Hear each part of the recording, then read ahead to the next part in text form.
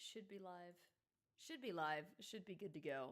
I'm gonna keep a very close eye on the upper limit of this, because man, the audio on these streams has been super quiet. I wish.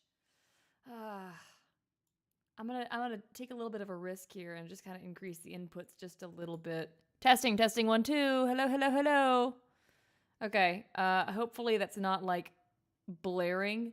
I'm gonna have to make sure that I lean away from my microphone if I want to raise my voice. But yeah. What music shall I start with tonight? Hello, Coco's Home. Hello, Miss McJoseph Carrera. Hello, Albo. And that one, Art Freak, Flamebone 20, and James Pavel. And whoever else pops in as well. Let me pull up some music. I don't really know what music to play. You know what? No, I was thinking I'm going to play a little bit of the Rise of Balsaros campaign tonight. I don't know how many of you guys in the chat have listened to any of it, but the Rise of Balsaros, as we mentioned yesterday, is a Dungeons & Dragons rules campaign that Calais, who was on last night and who's going to pop on at some point tonight, DM'd about over the course of 7 months, I think, last year.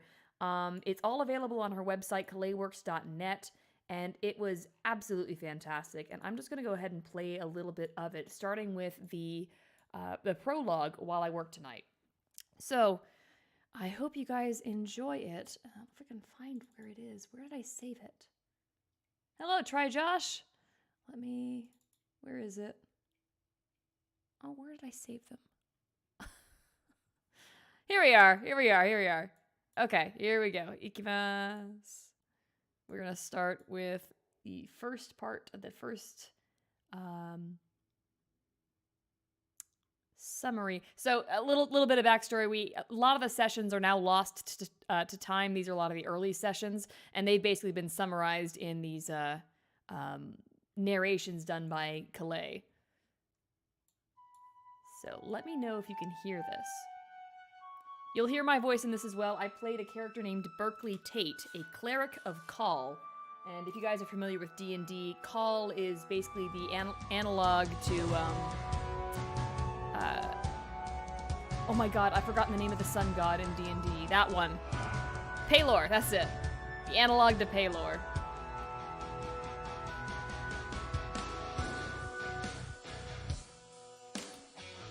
The Rise of Balsaros, a heroic fantasy roleplay written and hosted by Jessica Calais Sheffield.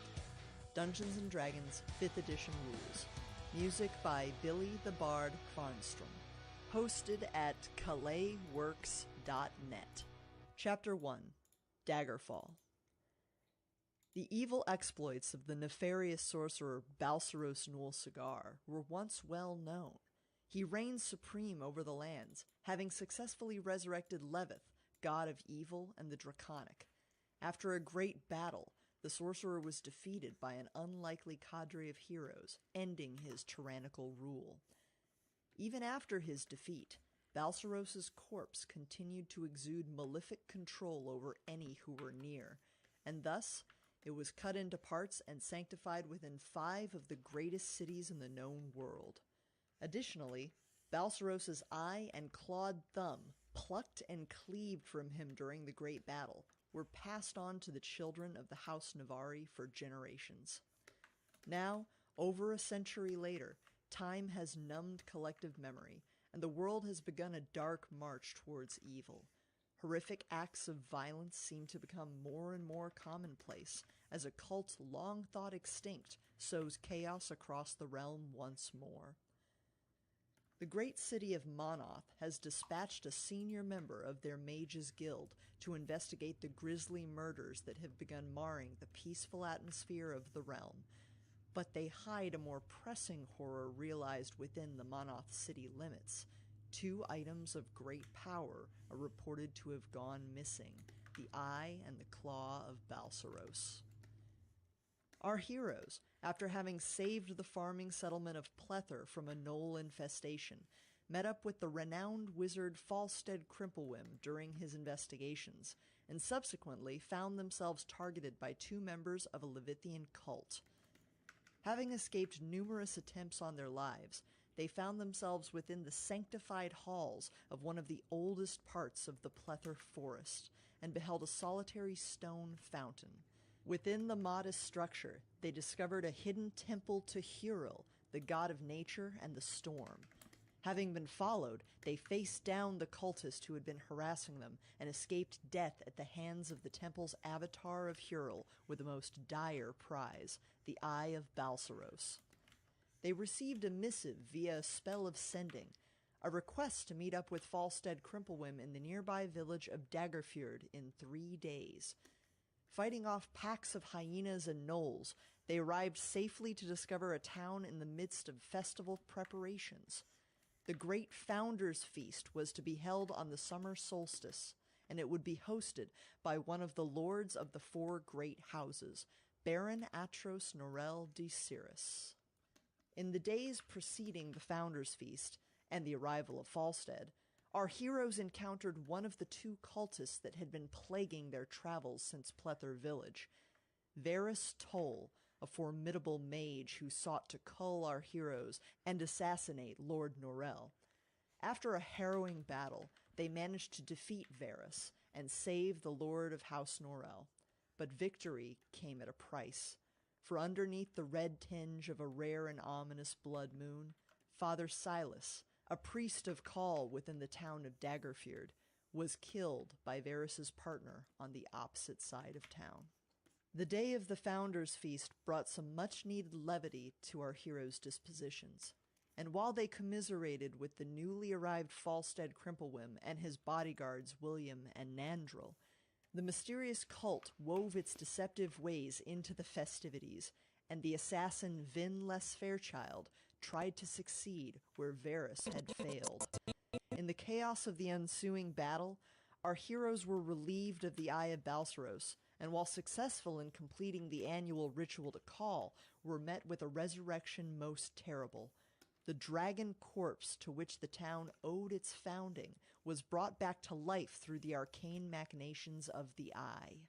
Incredibly, our heroes were able to fell the awakened dragon Let Turaval, Scourge of the North, and a grateful town bade them welcome should they ever choose to return. The party had no time to celebrate their victory, however, as they sought to track down the cultist who had managed to steal the Eye of Balsaros.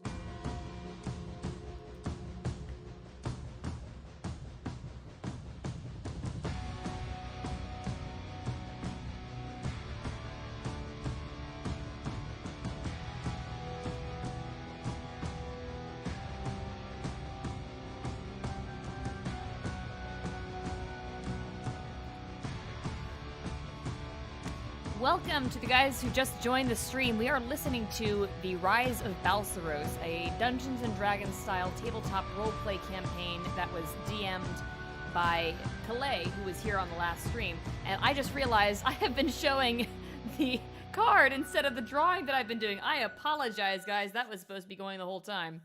Oh, I gotta turn off repeat. So, that's what we're gonna be listening to in the background today. At least until Calais joins into the stream proper, and then I don't know, who knows, we might continue listening to it. So, yeah, that's kind of the introduction to what's going to be happening in the campaign. I will pull up the rest very shortly here, and let's go.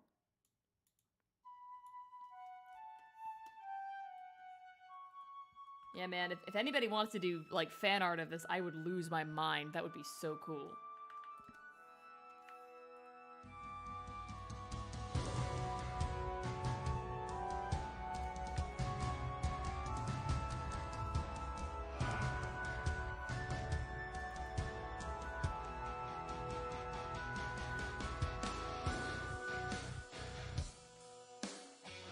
The Rise of Balsaros, a heroic fantasy roleplay written and hosted by Jessica Calais Sheffield.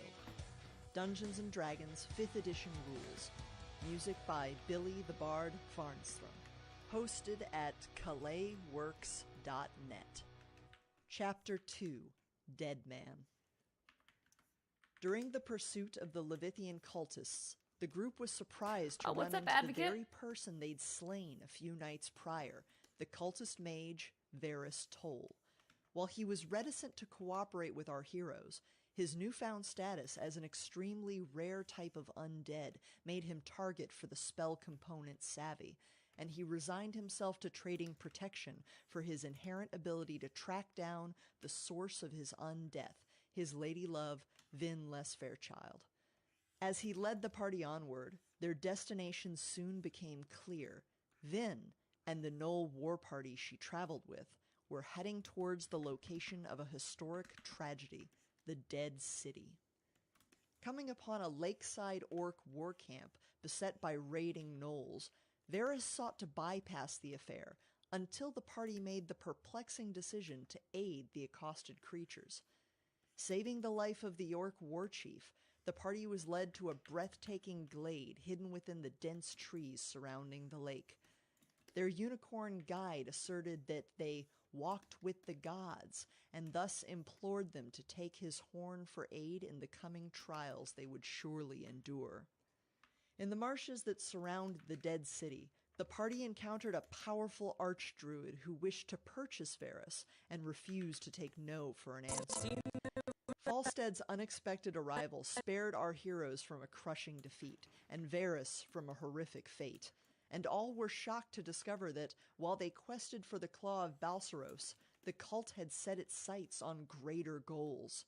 With the sanctified pieces of Balsaros now in danger of falling into their hands, Falstead and his archdruid friend, Risasthalam Margaret Stonetree, bid the group good luck, and departed to attempt to stop the impending thefts. Pushing into the Dead City, our heroes first sought refuge in the Temple of Khal, which stood relatively undamaged within the old city ruins. However, what should have been a place of respite had been defiled by a great evil from the past.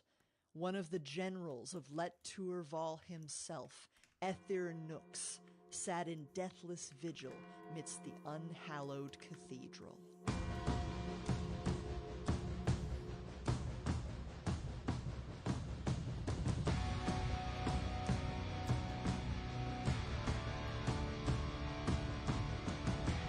My Rise of Balsaros song is not on Spotify. It is available for free download. Hey, look, Rias, what's up? Sorry, I keep wanting to call you your actual name. I don't know what you prefer online. Oh, hell yeah, do it, Advocate. Do it.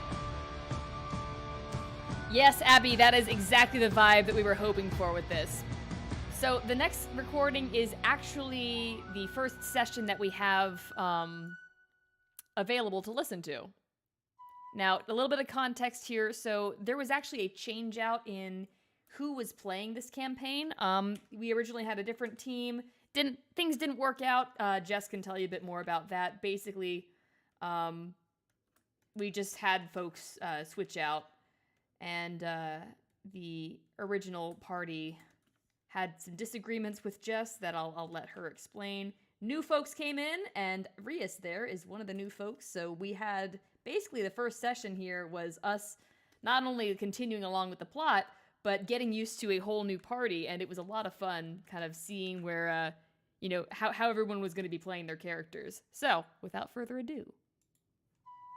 Yes, just in time for the introduction of Valir.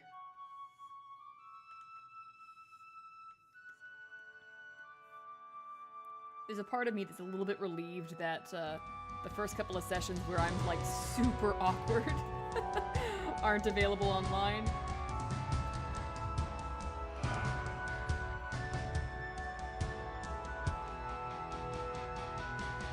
It basically took listening to Finn's actor, let's call him,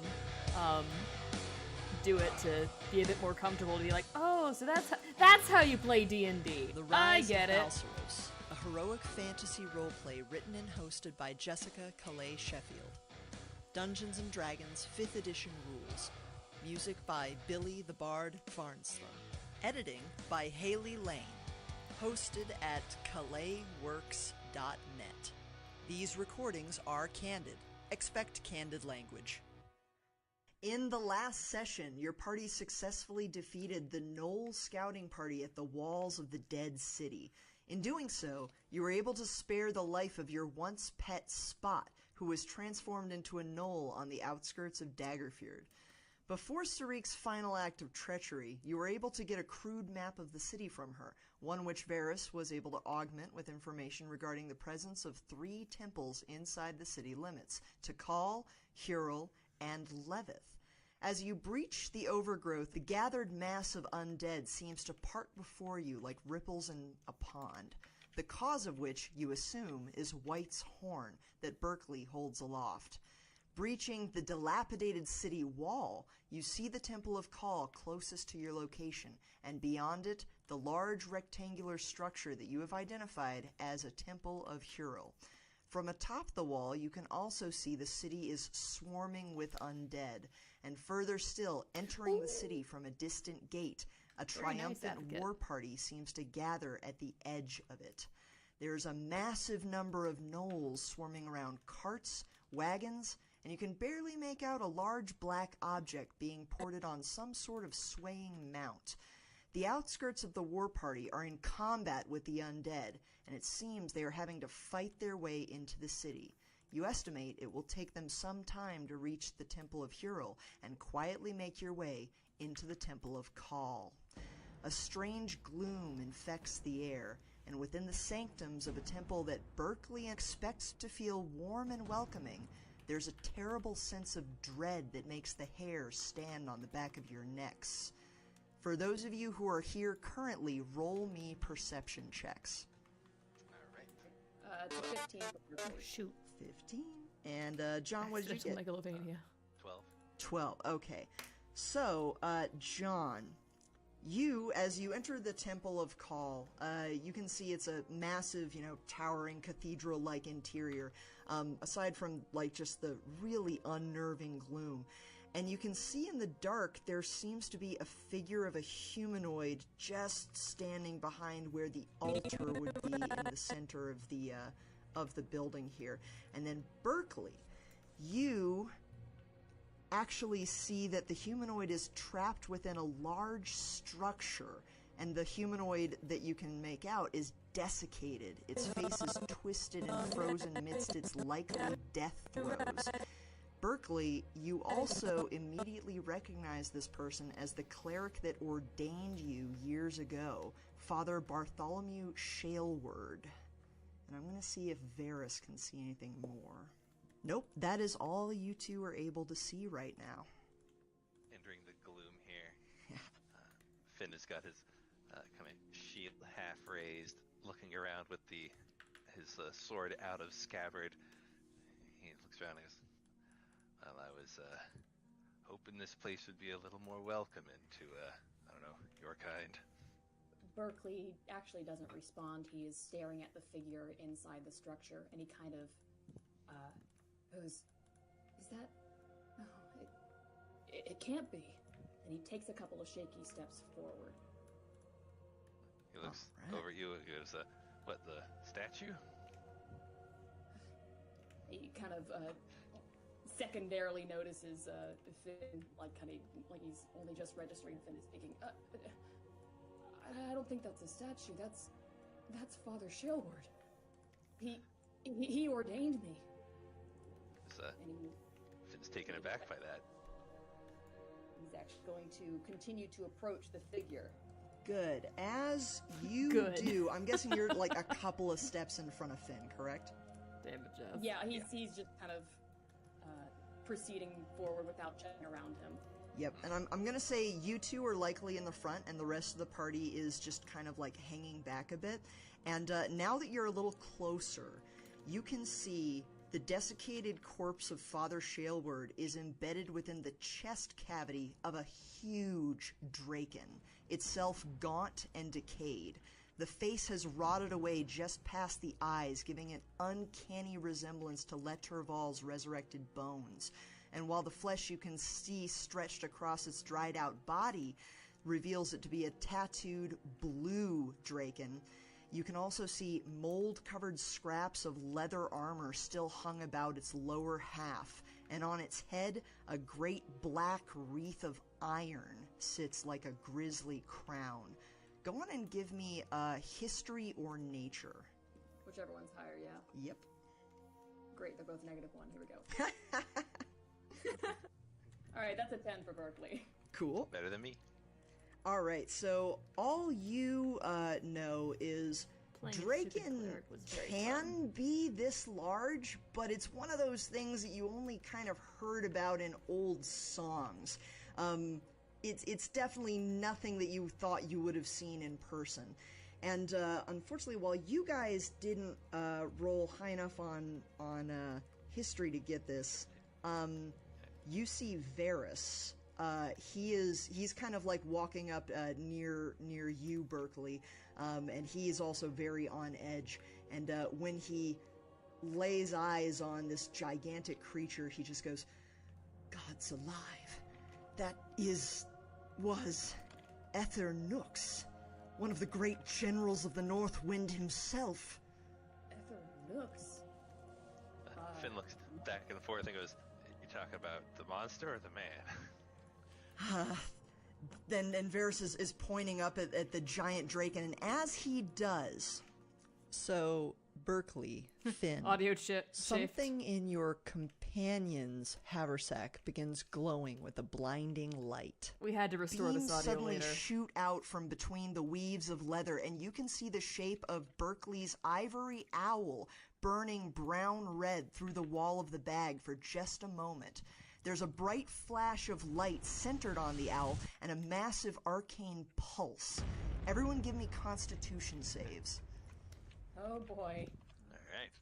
I'm tough. 26. Oh, you are fine. I am not. That's a 6. Oh, okay. Berkeley is very much distracted and taken aback by what he sees. I'm gonna pause it for a second. All right, Berkeley, you're going to be... Flamebone, if you'd like to see a bit more of the characters and how they look, you are more than welcome to check out my website, keyblack.net. Black.net. As for what they're like and what their kind of story is, listen to the campaign. That's the best I can tell you. Also, you're welcome to join my streams over on Picarto whenever I do work on something that I have not announced yet. So, keep in touch. knocked prone in the direction of the horrific thing you're looking at, and you're going to take 2 damage as nausea ripples through you with the wave of magic. As your vision returns, and Finn, you'd notice this first because you were able to withstand that pretty well. Yeah. The group you have been traveling with is no longer standing where they were. Where they once stood, you now see an elf, decked in the customary garb of the Wizards Guild of Monoth, but slightly personalized, and he is standing in the midst of what looks like an arcane burn mark on the ground. As this occurs, give me one more perception check, including you, Zeph, now that you're actually where you are. For sure. So you said it was a witch check? Perception. 19 for Zeph. Very good. 19 for Berkeley. Very good. 16 for my perception. Okay, excellent. So yeah, I'll give you guys a moment to react to that before anything else happens, because those were good perception checks. Alright. How far away is this wizard? I would say he's about 15 feet behind you guys, and you guys dear, are like Andrew. about 15 to 10 feet from Father Shaleward. Finn's just gonna yell out, "Goddamn wizards!" and start charging this fellow. Very nice. So Zeph, give me a, let's see, give me an cannot wait to see insight with Andrew. advantage. Insight with advantage. Let's go. That would be a 13. Fantastic. That is more, just a little more than you needed.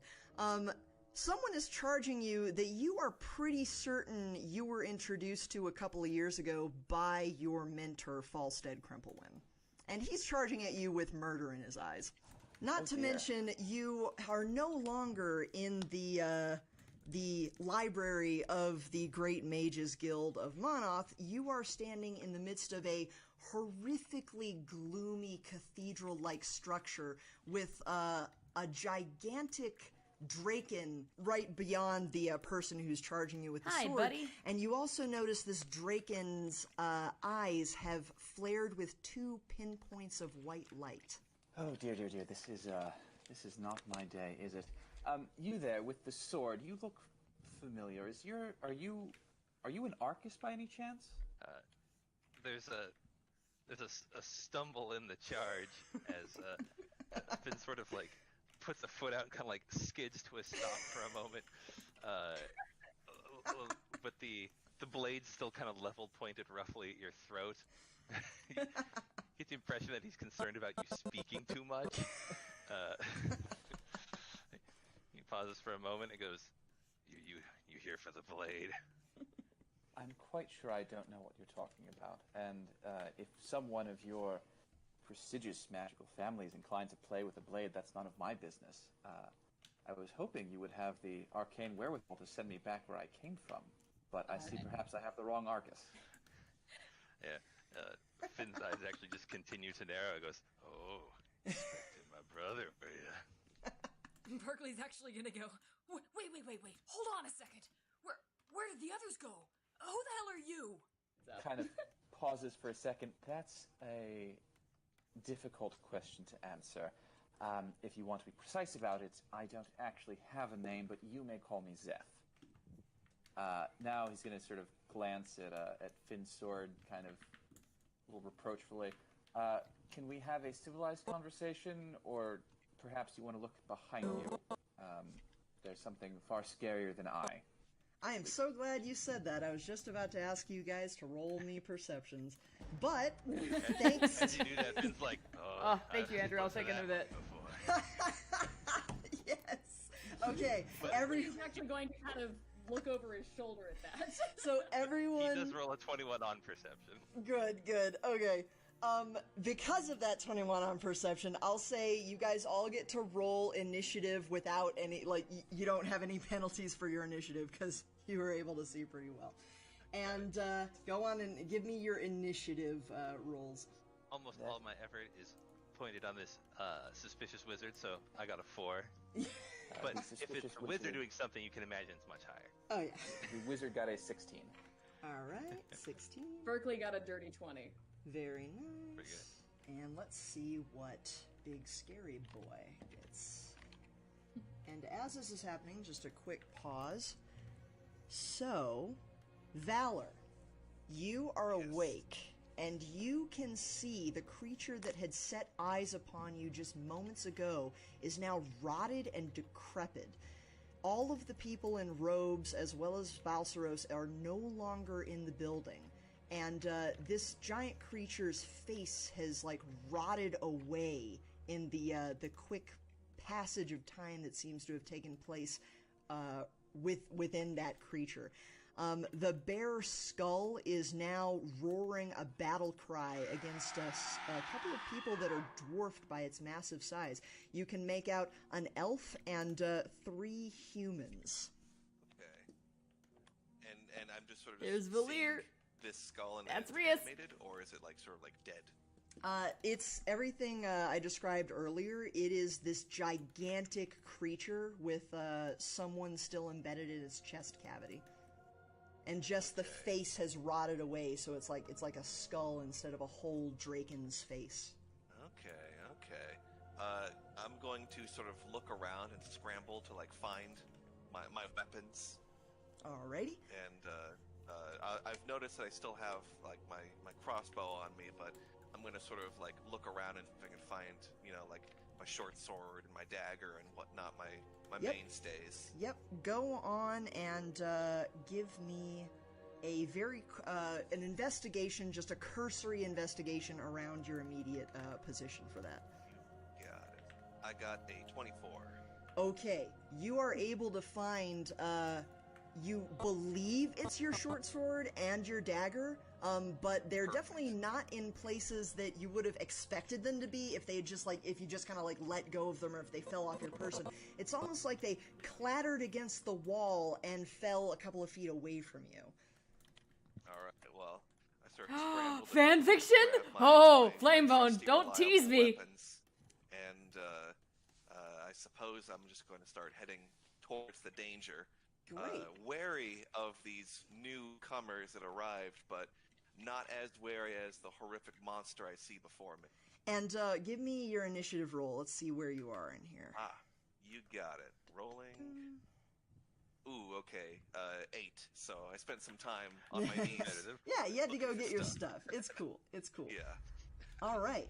Now, I will describe what the rest of you see as your turns come up. Berkeley, you're up first. All good, and Red you Streak. are Thanks for staring popping down in. this gigantic draken, and in game terms, this thing is considered huge. Okay. Roger. That's pretty big. Okay. So Berkeley is actually going to balk at this because seeing it start to move was not exactly what he had anticipated, and he's going to kind of glance between its glowing eyes and the face of Father Shaleward, who's still in its chest, and he's going to pull out his symbol of call, and he's going to quickly cast Channel Divinity to turn undead. Ooh, nice. So, yeah, he will shout some kind of prayer there. All right. And so, let's see, that's a wisdom saving throw of 14. Now, turn undead, is that specifically for undead, or does it also work on, like, other really nasty stuff? It seems to work on undead specifically.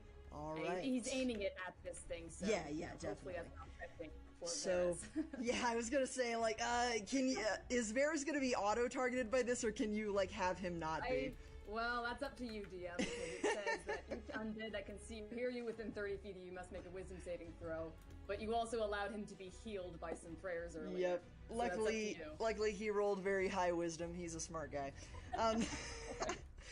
But yeah, horrifically, as you do this, this creature, its head kind of tilts down from its rotted neck, and it looks directly at you, specifically at the emblem that you held up, and you hear it kind of crack out a rasping sentence in a language that you can't quite understand, but Varys understands it, and shaking, he just kind of translates it without even thinking, and he goes, "My life for Val, death to his enemies."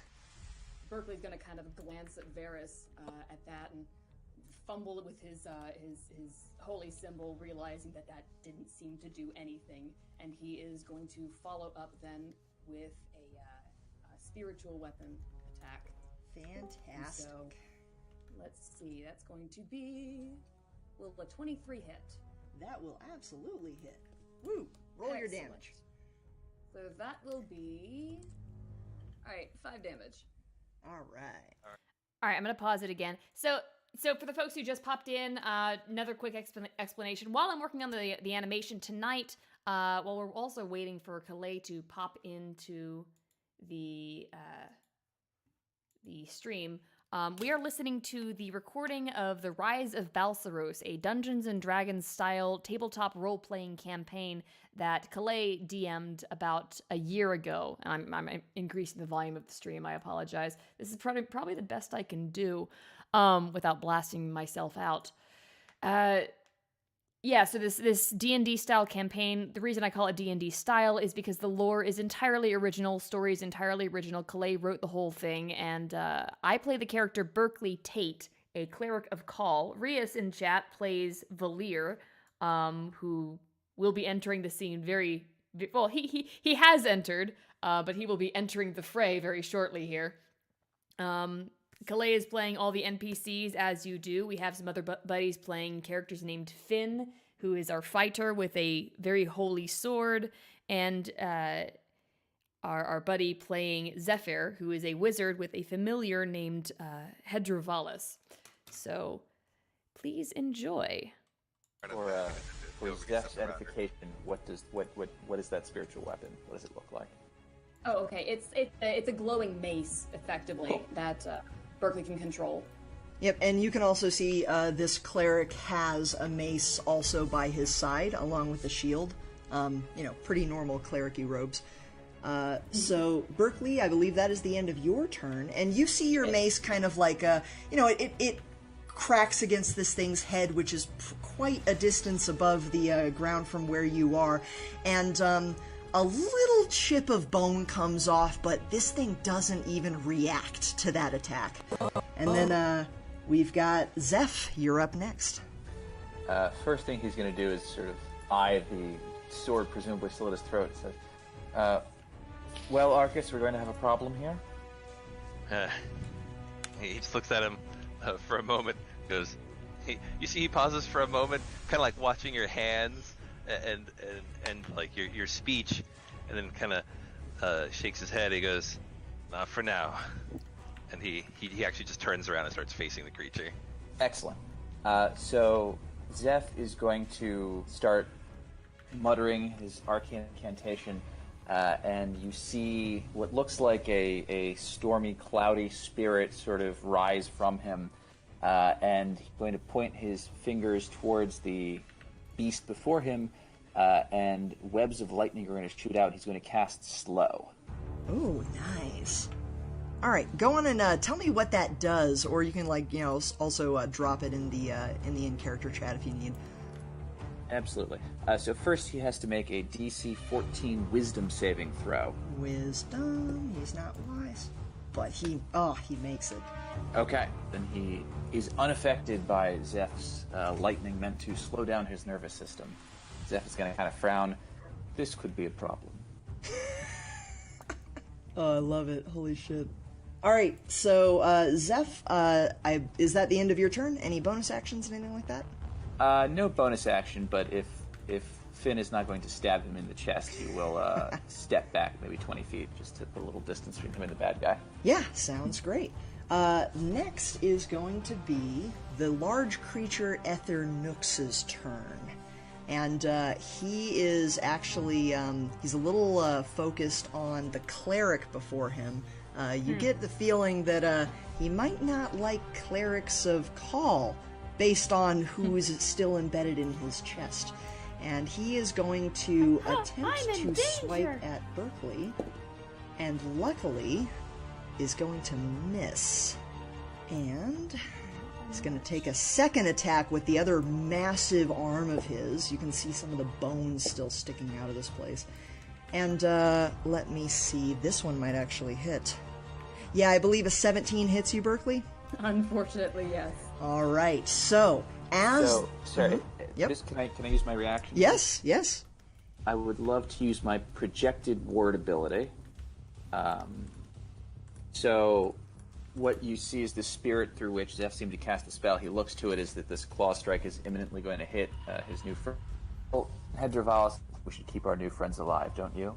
And this spirit comes to intercept the blow meant for Berkeley and will absorb some of the damage. So how much of the damage, is it like a set amount? Is it like a percent amount? Yeah, so the way it works is it has its own pool of hit points that gets regenerated whenever I cast Abjuration spells. So at this level it has 15 hit points, so it will absorb up to 15 damage. Nice. And then I can recharge it.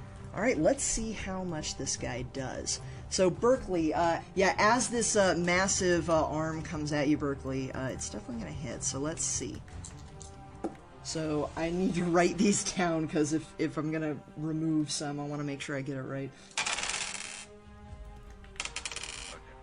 Oof. So I'm going to say, you, Berkeley, from your perspective, a spirit kind of like puts itself in between you and the claws of this massive Draken, and it absorbs most of what would have probably taken out, like, a big chunk of your armor and cut into your flesh, and all of the slashing damage is negated, as well as a bit of a horrible chill that you feel just seep into your body as you take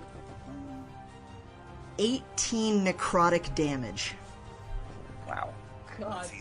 And, yeah, that's, I don't know how, does Zeph reform after that, or I'm not sure how that works.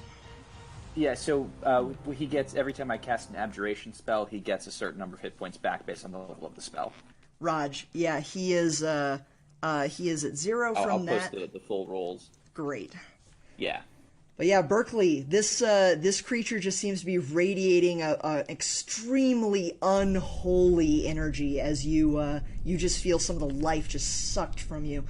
Then that is going to be its turn, and for you guys who rolled above 15 perception, which I believe is most of you, you hear before you see it a fully armored figure kind of running into the battle from the, like, perpendicular to where you currently are.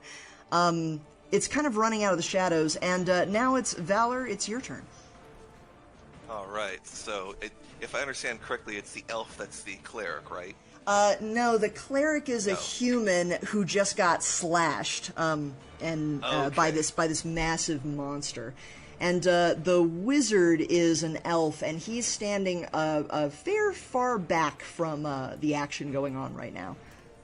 Okay, so I'm going to sort of like come in like a freight truck, and I assume I can reach and attack in one turn. Oh yes, with yes. Where I was starting from. All right, so I'm gonna move with as much speed as I can get up with my. I have a short sword in my right hand and a dagger in the left. I'm going to try and like find some sort of leverage to sort of like maybe some like rubble or like a step stool or whatever I can find to try and get a little bit of like. Oh, there's plenty of that. There's an altar actually. All right. All right. So I'm going to try and like sort of like jump up on the altar, try and get a little bit of like height on the monster, and I'll sink my short sword in. As I point to the cleric, realizing that the cleric is probably my best bet in taking down what looks to be the most unholiest and most dangerous of beasts I've ever seen. And I'm going to, I'm going to use my bardic inspiration. All right. So as a bonus action, I can give a creature an inspiration die, which is a d6. Nice.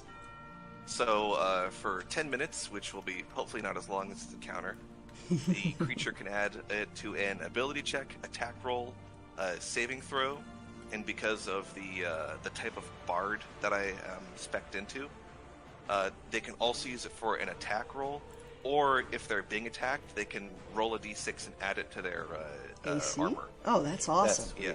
That is really cool. So it's a very good sort of like all-purpose get out of trouble card for at least a little while. Yeah, I can dig that.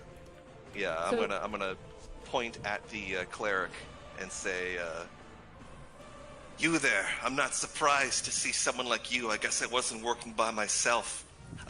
You're our best chance here. You can do some real big damage to this guy." In response, Berkeley still kind of like, huh? What? Me? I'm going to go on in and roll your attack, my attack roll for that. Yeah. Yes. So I'm gonna roll my short sword. Boom. Ah, it was an 8. Ah, no worries. No worries. What about the dagger? Oh, I can't. It's a bonus not a action, two, not a two attack. Okay, Yeah. then So I let's see how your actual like latching on did. Go on and give me either an athletics or an acrobatics to see if you actually did manage to latch onto this thing. Okay, so let me check to see which one's better. There we go. All right, so I'm gonna try and find some purchase with a short sword, and I got a 17 on my acrobatics check to try and like get some leverage. Yeah, so basically, Maybe, like, stick my foot in a rib or something. Exactly. When you leapt on there, this thing does have chunks of its flesh that are completely rotted away, and where the leather armor is still around its like lower half, you can kind of use what's left of the belt as a good step. So you're on this thing. You just don't seem to have been able to do any damage to it with your attacks. And at that, it is then going to be Finn's turn. Yep. Finn has whipped away from this slightly less suspicious wizard and goes charging into the melee. As he's running forward, he sees this armored figure jump on it. He just kind of he looks up at whoever this is, just gives him a nod. He goes, "All right, I'll go low," and dashes forward and tries to like slam into a leg or something. This is a huge creature, so Yeah, it is use big. a normal attack. Let's see, I don't have an advantage or anything. Yep. Oof. I rolled a 2 and a 1 with 4 bonuses, so that's just not much. Oh, bummer. So, Perhaps you stink, should have loser. stuck to the family calling there, Arcus. Jesus, the shade. yeah. You see, like right before he goes for a big swing, his foot just completely slips out from under him with one of these bits of rubble. He catches himself, but the sword just kind of slaps the flat of it against the creature. He goes, damnation. That is really a bummer. So so Finn, after you do that, it seems that the majority of things attacking this creature are pretty inept, and you can see its like bare skull just kind of look between all of you and then over to the wizard, and it just kind of opens its mouth with a and next is going to be Varys. So Varys was really itching to fireball this thing, but he does not want to hurt everyone currently there. So let me just check, because he's got some pretty good stuff besides fireball. I've just never used them, so I'm like, Why would you? He knows fireball. I know, right? It's like just keep using that. In fact, because this thing is incredibly powerful, and you actually see that he looks a little almost frightened by this thing, and he is going to conjure a fireball that will land behind it so that it's just affected by the edge of it to not hurt you guys. But it definitely seems that he is he's not treating this thing with kid gloves. He is going to try to hit this with everything he's got. And let's see, that thing's got to make a dexterity saving throw, which it unfortunately did well on. But 8d6 fire damage is nothing to sneeze at. Oh yeah. So yeah, that thing's gonna, the back of it doesn't quite catch on fire, but you see a lot of smoke coming off of the exposed flesh and bones of this thing. You can also see that the back half of its iron crown has grown red hot from the intensity of the fire. But this thing still didn't really flinch at that attack. And you see Varys kind of like lower his hands after the conjuration, and you've never seen him this scared, for those of you who've been traveling with him for a while. Even when he was facing down the prospect of basically slowly dying over a year in a witch's hut, he didn't look this worried. Lovely. And then it's back up to Berkeley. And by the way, Berkeley, since Spot is your hireling, you're going to be choosing his actions. And he's Cue me a not gnoll, understanding so, what she meant. That's how you'll be using him. Does it go as like Berkeley commands him to do something, basically? I mean, yeah, like he'll go when you go, That's and how I played it. he It's is like, like a little I'll have the an character give the NPC command that you and are let controlling Spot do because what he is your he may. hireling. Okay, well, Berkeley is actually going to tell Spot to stay back, and he's going to kind of look at the individual who... You're still hanging from this thing, right? Me, yes, I'm still hanging Yes. from it. All right, so he's going to look at the individual who is hanging from this giant behemoth, and he's going to say, It didn't even react to the turn on... What is this thing exactly? And go on and give Yes, me... as good as mine. Yeah, give me a nature. Give me a nature, Valor. Let's see. All right, rolling for nature. Boom. I got a 19. So even though you're not like, you were definitely caught off guard by this thing when you first saw it, now that you're engaged in combat with it, and based on your years of experience doing what you do, you have a feeling this might be considered some kind of fiend or demon, especially because it was not affected by the turn undead. Okay, all right. Very interesting. So I'll shout out to the cleric. This is no mere or simple undead creature. Something far worse. Some kind of demon, perhaps. Demon. Of course. Damn it. All right. And he's actually going to cast Beacon of Hope. And he's going to kind of hold his hands together, and he's going to recite a prayer. And you see this light start to emanate from his clasped hands, and everyone. That gives you guys advantage on wisdom saving throws, death saving throws, and regaining. I am perfectly calm over here, regain Connor. The maximum number of hit You're points listening from to any the healing D&D you get. campaign. Ooh, fantastic. And he's gonna kind of follow that up with gritting his teeth, and he's gonna bring his spiritual weapon down and try to thwack the thing in the back of the knee. Nice. Nice.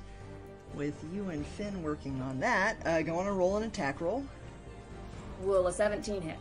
That will. Oh, thank God. Okay, that's only 5 damage. All right. It's still good. 5 Still damage. But I will keep that in mind for whatever Finn does next. Right. And then after Berkeley, your turn, and you've told Spot to basically get away. Go on and give me an animal handling. Oh my God! Here we go.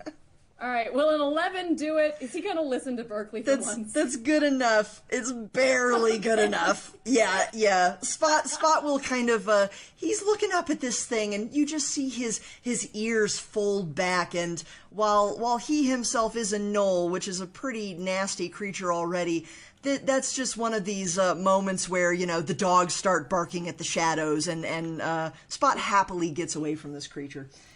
And Right. Zeph, you've seen basically a fully armored person leap onto this creature, as well as a couple of strikes from the guy who is holding a sword to your neck, and you kind of probably didn't fully notice him before, but there is another wizard here, and he just cast a fireball behind this thing, and when you look over to him, he's wearing a set of pretty nice robes that you can immediately recognize as magical, but there's just something off about his face, and you're not quite sure what.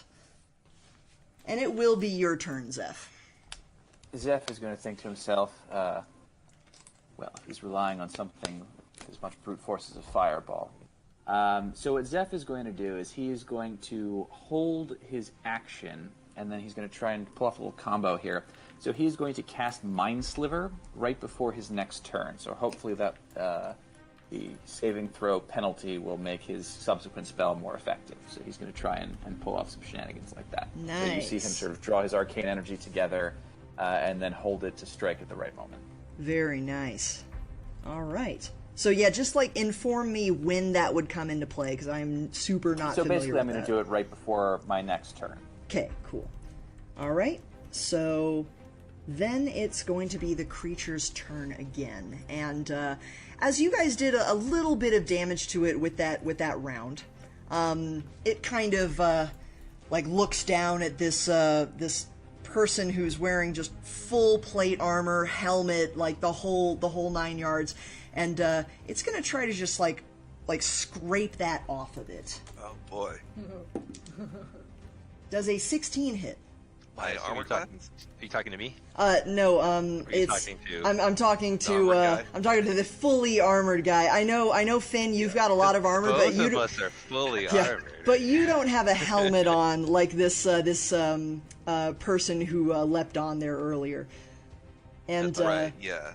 so a 16 I have doesn't an hit. AC of 18, so I'm still okay. Great. Okay, so the first one won't hit, but the second one, unfortunately, is definitely gonna hit.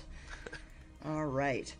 So one of its arms misses. You just see kind of the claws scrape off of the plate armor, and let's see. Just imagine didn't feel it, and then the second claw comes in. It's like, oh no. Oh no. Oh no. Oh no! All right. I made it. Okay. Anyway. So, all right. So you're gonna take 10 slashing. Do you get resistance to slashing damage with your? I have setup? no resistance. Okay. No. So you're gonna take 10 slashing damage, and additionally, it's a very strange feeling. Definitely not something that you would have expected, and you have been hit by what you know would be necrotic damage before, and this just feels really odd to you, and you're not quite sure why. And you're gonna take 17 necrotic. 17 necrotic, but it's different necrotic. Yeah, to you specifically for what's going on with you. it's like spicy necrotic damage. Yeah, it's a little spicy. It's like, that's weird. Like, I kind of know what that should feel like, and it doesn't feel like what I think it should feel like. It's very interesting. Okay, do I maintain my grip, or do I sort of get shrugged off of the beast? Well, that was a pretty big hit. Give me either an acrobatics or an athletics. Okay, rolling 16 on acrobatics to try and hang on. Yeah, that is enough to hang on. You are still on this thing, and you can see after it took 2 swipes at you and you still managed to hang on, it just kind of makes a sucking snort through its empty sinus cavity. And next is going to be your turn. All right, payback time. Go for a full attack this round and just be all like, "All right, beast, have at you now!" And I'm going to first start with my short sword. That's going to be a 12 to hit. Why with is short it spicy, sword. Crystal? Don't That's a think we'll good hit question. A beast this big. We'll find Negative out. does It's not. scary. It is scary. And pull out the dagger on my left hand and oh, there we go. I got a dirty 20 on Woo! that. So that's That good. hits. And that deals 7 acceptable damage against this guy. I finally found some spot where I sink my sword into that isn't just hollow. Fantastic. Yeah, you see a bit of the rotted flesh kind of come off with that. And again, while this thing doesn't seem to be blinking really at your attacks, you can tell you got a chip of it. And after your turn, it is Finn. You're up again. There's a lot of you on this creature trying to bring it down. Yeah, Finn tries to plant his feet a little more solidly. Okay. Since 16 hit? that will hit, Ty goes the attacker. Okay, then both of these will hit, and he's going to take his most strenuous effort to, normally it would be his sort of pushing effect, which is a DC 14 strength. Mm-hmm. So what happens there? Oh, very nice. Yeah, he just fails. Yeah, I'm actually I need to check to see. I don't know if this thing mentions size, but in general, I imagine I can't normally push things that are this big. Just imagine that I tried to push. Yeah, I was going to say, because Berkeley specifically targeted the back of its knee and did successfully hit it, I'm going to say you succeed. All right. Yeah. Then he does a huge whip, and he slams his sword on both sides of the kneecap for a total of 33 damage. Woo-hoo-hoo. Jesus. Down for legs up. That worked last time. That's a lot of damage. And it's just like, I'm hoping that just bone chips start flying everywhere, and it's just like, yeah, So just like the other one. So when you manage to cleave into this thing fully with your very nice blade, you can see this thing's like eye lights kind of flare in shock, and it really looks like it felt that. And in fact, let me see. Oh ho ho! Crit miss. It goes down. It is now prone. All right. Yeah, you see Finn's eyes light up as he surges into action with the power of action surge. Let's see if he can make anything happen there. I think 16 does hit, right? That will hit. same as Yep, before. that's its AC. No, You go have ahead and blow advantage it. because it's prone, right? And it's prone. Yeah. Yeah, totally. All right. Kill it. So yeah, now he just starts kind of working his way up. You know, the arm bone is connected to the clavicle bone, or whatever. He starts like trying to move his way up there. 28 damage. Oh god, that's great. Let's see.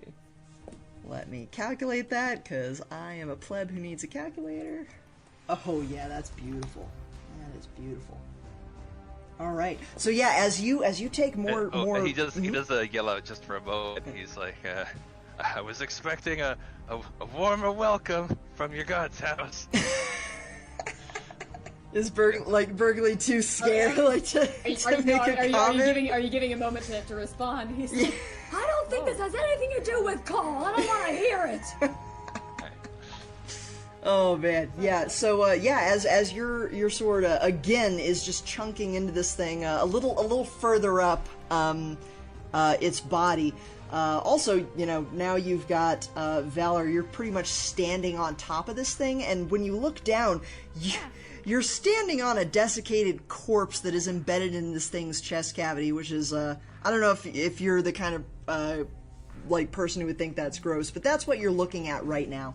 And, pretty nasty. I'm just gonna say it straight up, that's pretty nasty. Yeah, and, this thing is, it kind of roars out in shock. And then it's going to be Varys' turn again.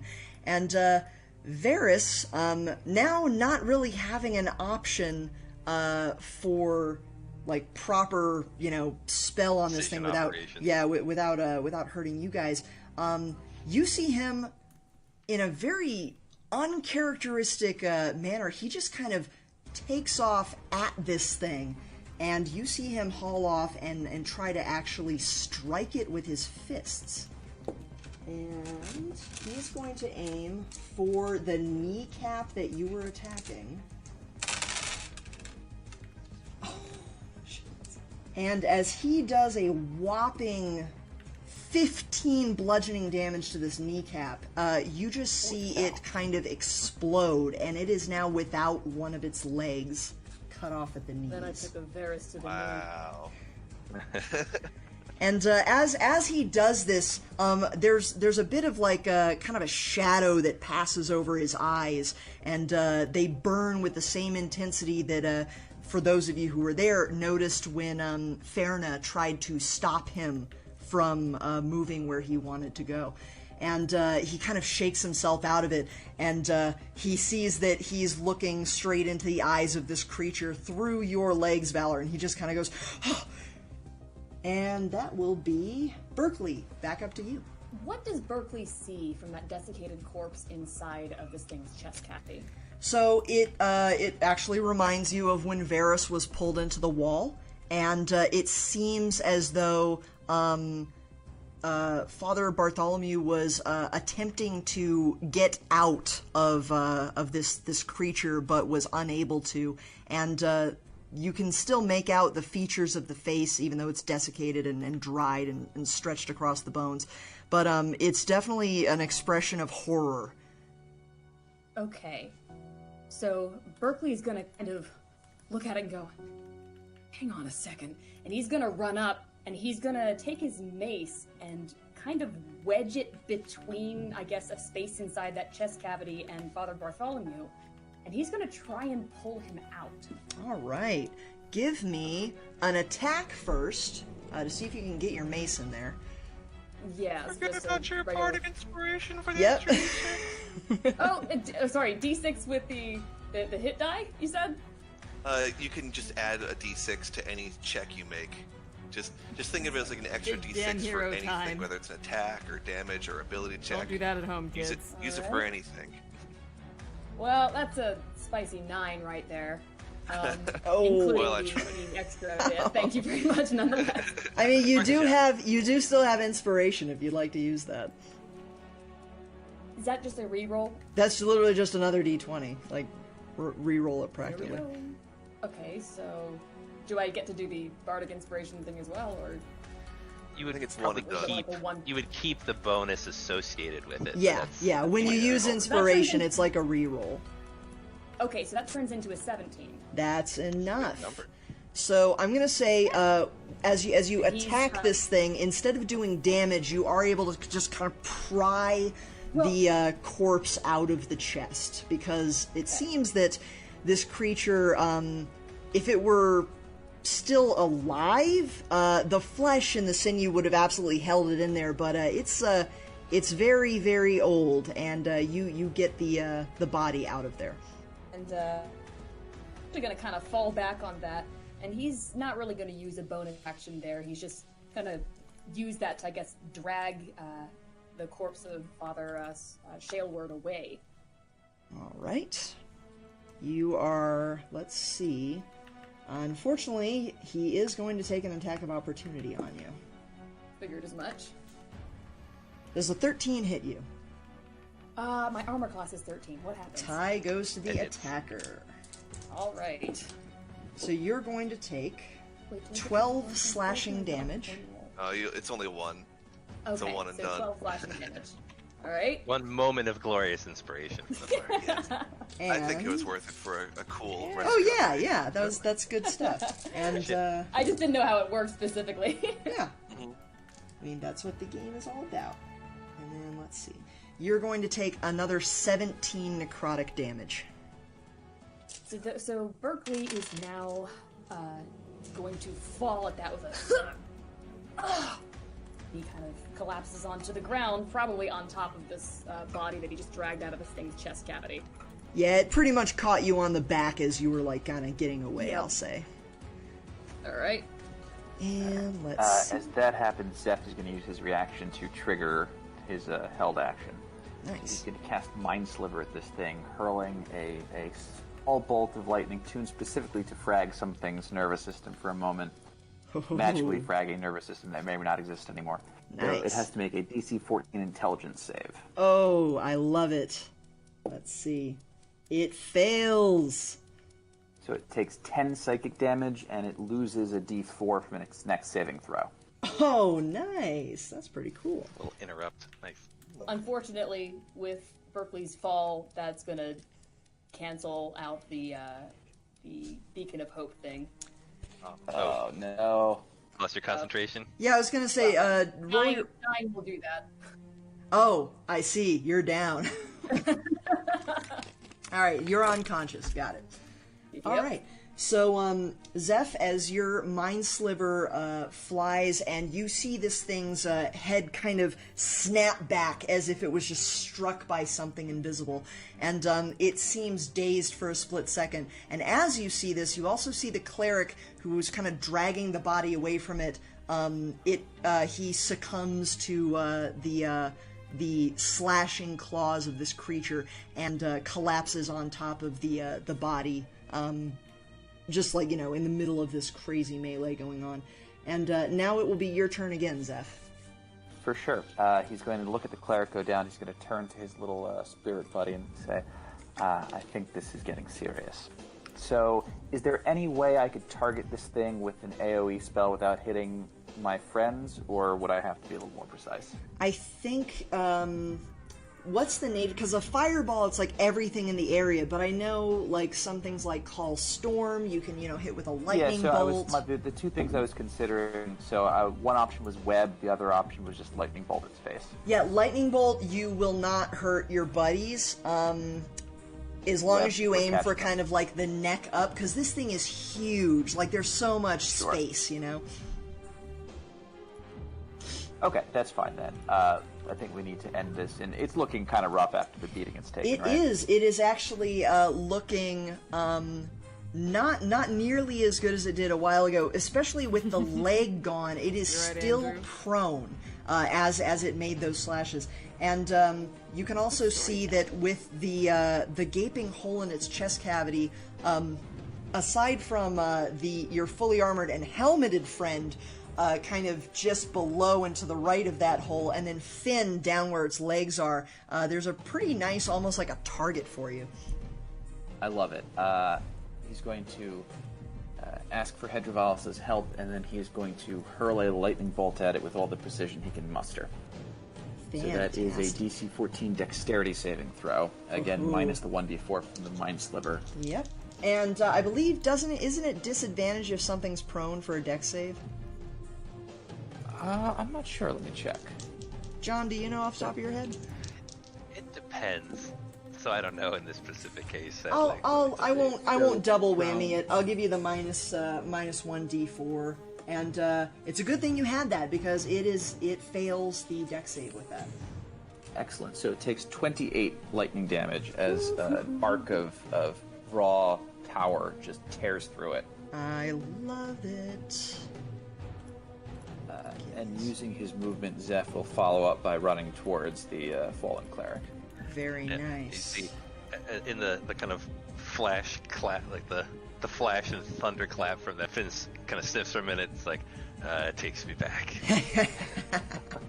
Fantastic. Okay, that is awesome. So as your lightning bolt kind of just like courses through this thing's now empty chest cavity, you see it like kind of jolt a bit from the hit, because you know it's like leaning up, but it's still like on its ass basically, and you're pretty sure that should have done more than it did, but for some reason it didn't seem to take as much damage as expected. And as you run up to the cleric, who is collapsed unconscious on top of this desiccated corpse of his former priest, this thing opens its mouth and makes a horrific sucking noise, and you see your cleric disappear and reappear inside this thing's chest cavity. Oh no. That's bad. Like, when you say suck again, do you mean like it looked like it got hoovered in, or is like some weird teleportation? Like, what are we talking Weird about teleportation. It's almost as if this thing inhaled, and as it did, it took Berkeley's soul and body and placed it within itself. My God. Wait, is Berkeley still unconscious here? Oh, yes. Alright. Alright, I just need to see exactly what that does. I'm sure it's a nice spa day in there. Oh, yeah. So, Unfortunately, he's not awake to appreciate it. so I believe your death saves are going to start on your next turn, correct, Berkeley? Right. Yeah. Right. They don't start on, actually, John, do they start on the turn you go unconscious or the next one? Basically when it's your turn. Great. Is when you make saves. You don't have to go anything like out of initiative order. Fantastic. The turn. So, Berkeley still Berkeley, unconscious? for your information, you are going to be at disadvantage on your Welcome death back, saves. Jess. Yes, he is still unconscious. God. In fact, he just got pretty hoovered rough. in. That's rough, buddy. Yeah, I And listened. as Ethier does this, he then looks I just love- down is he at the still one unconscious? Like, who is Berkeley still cleaved his unconscious? leg from Yeah. his body, and he's going to take a swipe at Finn. It took me a second to realize that was you talking to me. I'm like, wow, I don't remember it being that close in the audio that I edited. Wait a second. Hello, Jess. Wait a minute. Hello. Actually, this gives me a chance to listen to the audio playback on this. I need to do that before listening Ooh, to Dave the kid. Wayne. You've seen the I just writing finished on hooking the up the wall. sink and also seen the putting away a writing bunch on- of tools and also hard boiling about 30 eggs. Oh my god. To use one of That's- John's isms, mein Gott. Mein Gott. Yeah. It's like they're good breakfast lunch. It's just pure protein and fat. I need to adjust this and add a U in here. I thought it picked up on scene, but it picks up on you.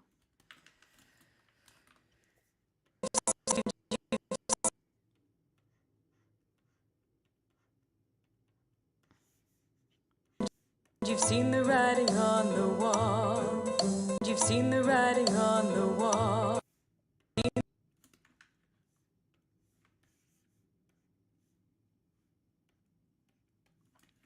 Oh, thanks, Andrew. You've seen the writing on the wall. You've seen the writing on the This is what you get when you design a character with no teeth or tongue. I remember having that conversation with, who was I talking to? I was having a conversation with somebody, and, oh yeah, it was the 3D modeler, specifically, and she was asking me, like, yeah, so what's the inside of Alice's mouth need to look like? And I'm like, it's white, because she has lips. She has no teeth, because she has lips. And it took me a second to realize that that makes absolutely no sense from a non-character design standpoint, but if you add too many more details into that mouth, it starts to look really distracting. But yeah, because she has lips, I don't want to like add any more details to her mouth. It's just going to be kind of this white abyss. Don't worry too much about it. Yeah, and tunes don't need anything until they need them, you know? Exactly.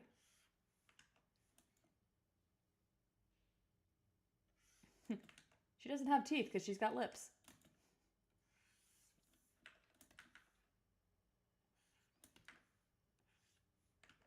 Anyways, back to the campaign. Back to Dead Berkeley. So. Anyway, back Boy. to Shoddy. Does a 17 hit you? I mean, No, Varys. and as he comes with the claw, I actually meet his attack with my Oh, longsword. they're both dead, guys. Fantastic. Listen, That does 17. Oh, that's good. And then, Asking you to have mercy gonna on me yell for out. once. At that creature. It's like, hey, Bald men Give seen him as back. more dominant, more attractive. Nice, nice. Barris ain't bald. That is going to be Ethernooks's turn. Valor, you're like, this person is now where the corpse was. And he's not looking too good. He's looking like any moment it's going to be too late for him, kind of thing. I've already had that joke, Andrew. Okay. Have mercy on me. Let's see.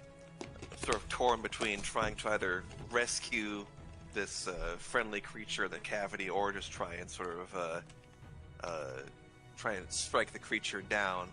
I'm not the strongest person, so I'm not sure how well I can sort of rip a body out. Is there like sinews or vines or whatnot that sort of like hold it in place, or it's sort of like, rattling loose in there? So basically what it looks like to you is when this happened, its entire chest cavity reformed around Berkeley's body to just create a completely new prison. And you don't think you're going to be able to get him out of there like he did with his buddy, who was already kind of like a spent husk. I see. Okay, I can't do an easy unsocketing. Unfortunately, no. Okay, so I'm going to ponder for a moment, and then I'm going to sort of shout aloud, well, like I always said, when in doubt, go for the head. And I'm going to reposition to try and get as close to the skull of the creature as possible. Great. You don't have like second story work or anything, do you?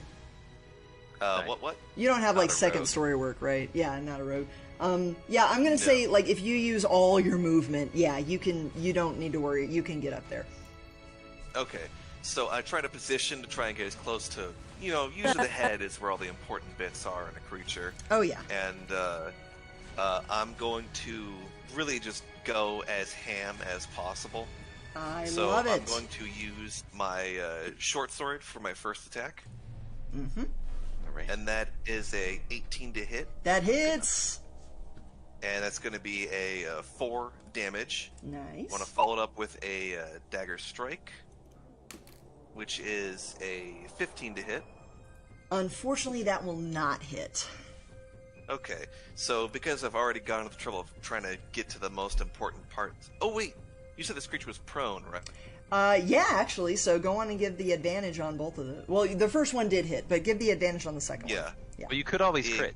You should Yeah. roll it Yeah. just in case you crit. Yeah, That's I'm true. just gonna check the short real fast. Yeah. Okay, no, it was worse. And I'm gonna re-roll the dagger, and that is 16 to hit. That hits. Ty goes the attacker. Hooray!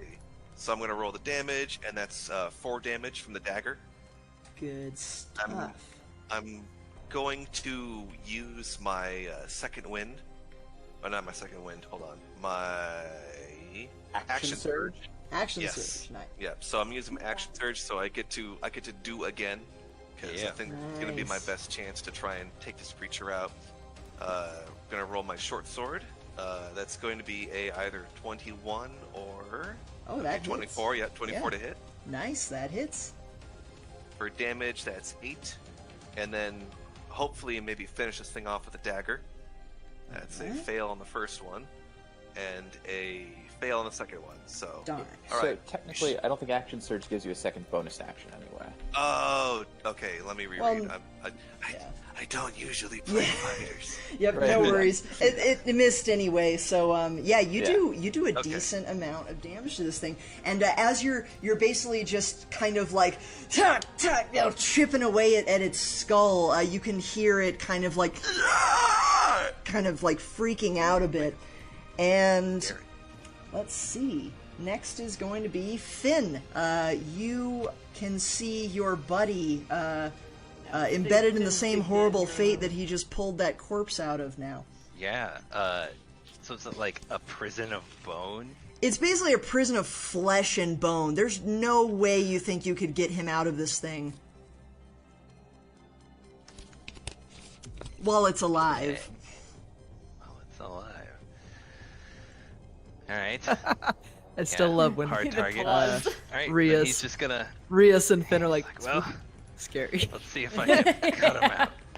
And he's gonna He's Like, going yes, to I am proud of my he's sound gonna effects. Move Thank you. along the creature toward. He was at its leg. He's sort of moving up towards its gut and belly, and it's just gonna try and really wreck up the place. Wreck up the place. Then I have advantage if it's still on the ground. Oh, it's still on the ground. I mean, you did cut one of its legs off. I don't think it could even get up if it wanted to right now. Okay, then no glorious crits, but 33 damage.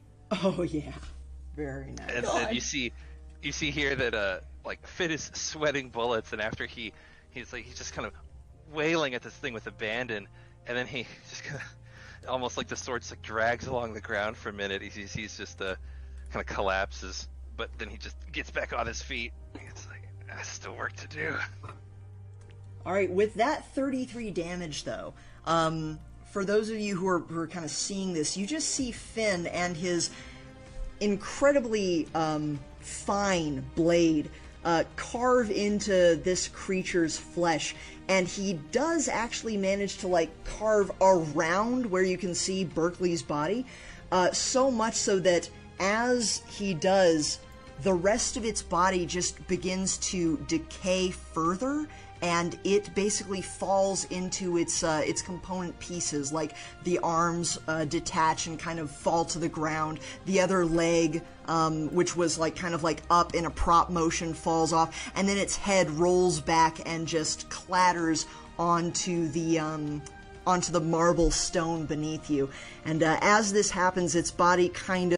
I have to pause it for a second to appreciate Flamebone's comment in the chat saying, listen to the champagne. I appreciate calling this a champagne as opposed to a campaign because it is fine. It is a fine work of art. Anyways.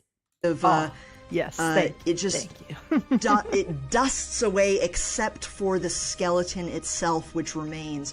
And you can basically access Berkeley now within this thing's ribcage with nothing else around it but the armor and the iron crown that is now kind of rolling on the ground, and you guys are now out of initiative.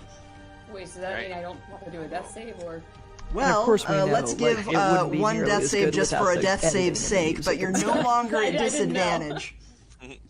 Teacher, you forgot to Give us homework. I don't know. No, that's right. It's an 8, so my first failed death save. So yeah, even though Berkeley is no longer in this horror show, he doesn't look very good.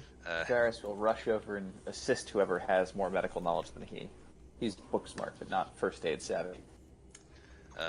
Finn looks up at the new folks around him and he goes, any of you guys trained in the healing arts? Well, I did read an anatomy textbook once. I'm sure that will carry over. Hey, yeah, over one's at gonna this do it. this Yeah, big Zach's armored gonna- guy. Valor's gonna respond. I'm afraid I've seen more death than the saving of life on the field, but I can see what I can do. All right. Well, why don't we? I'm gonna make a medicine check to try and stabilize. Nice. Go with it. I got a 19. Yeah. Pretty good. So yeah, Berkeley, you are stable with 1 hit point. So, let's do that. Oh, hello. How many non-clerics does it take to heal a dying man?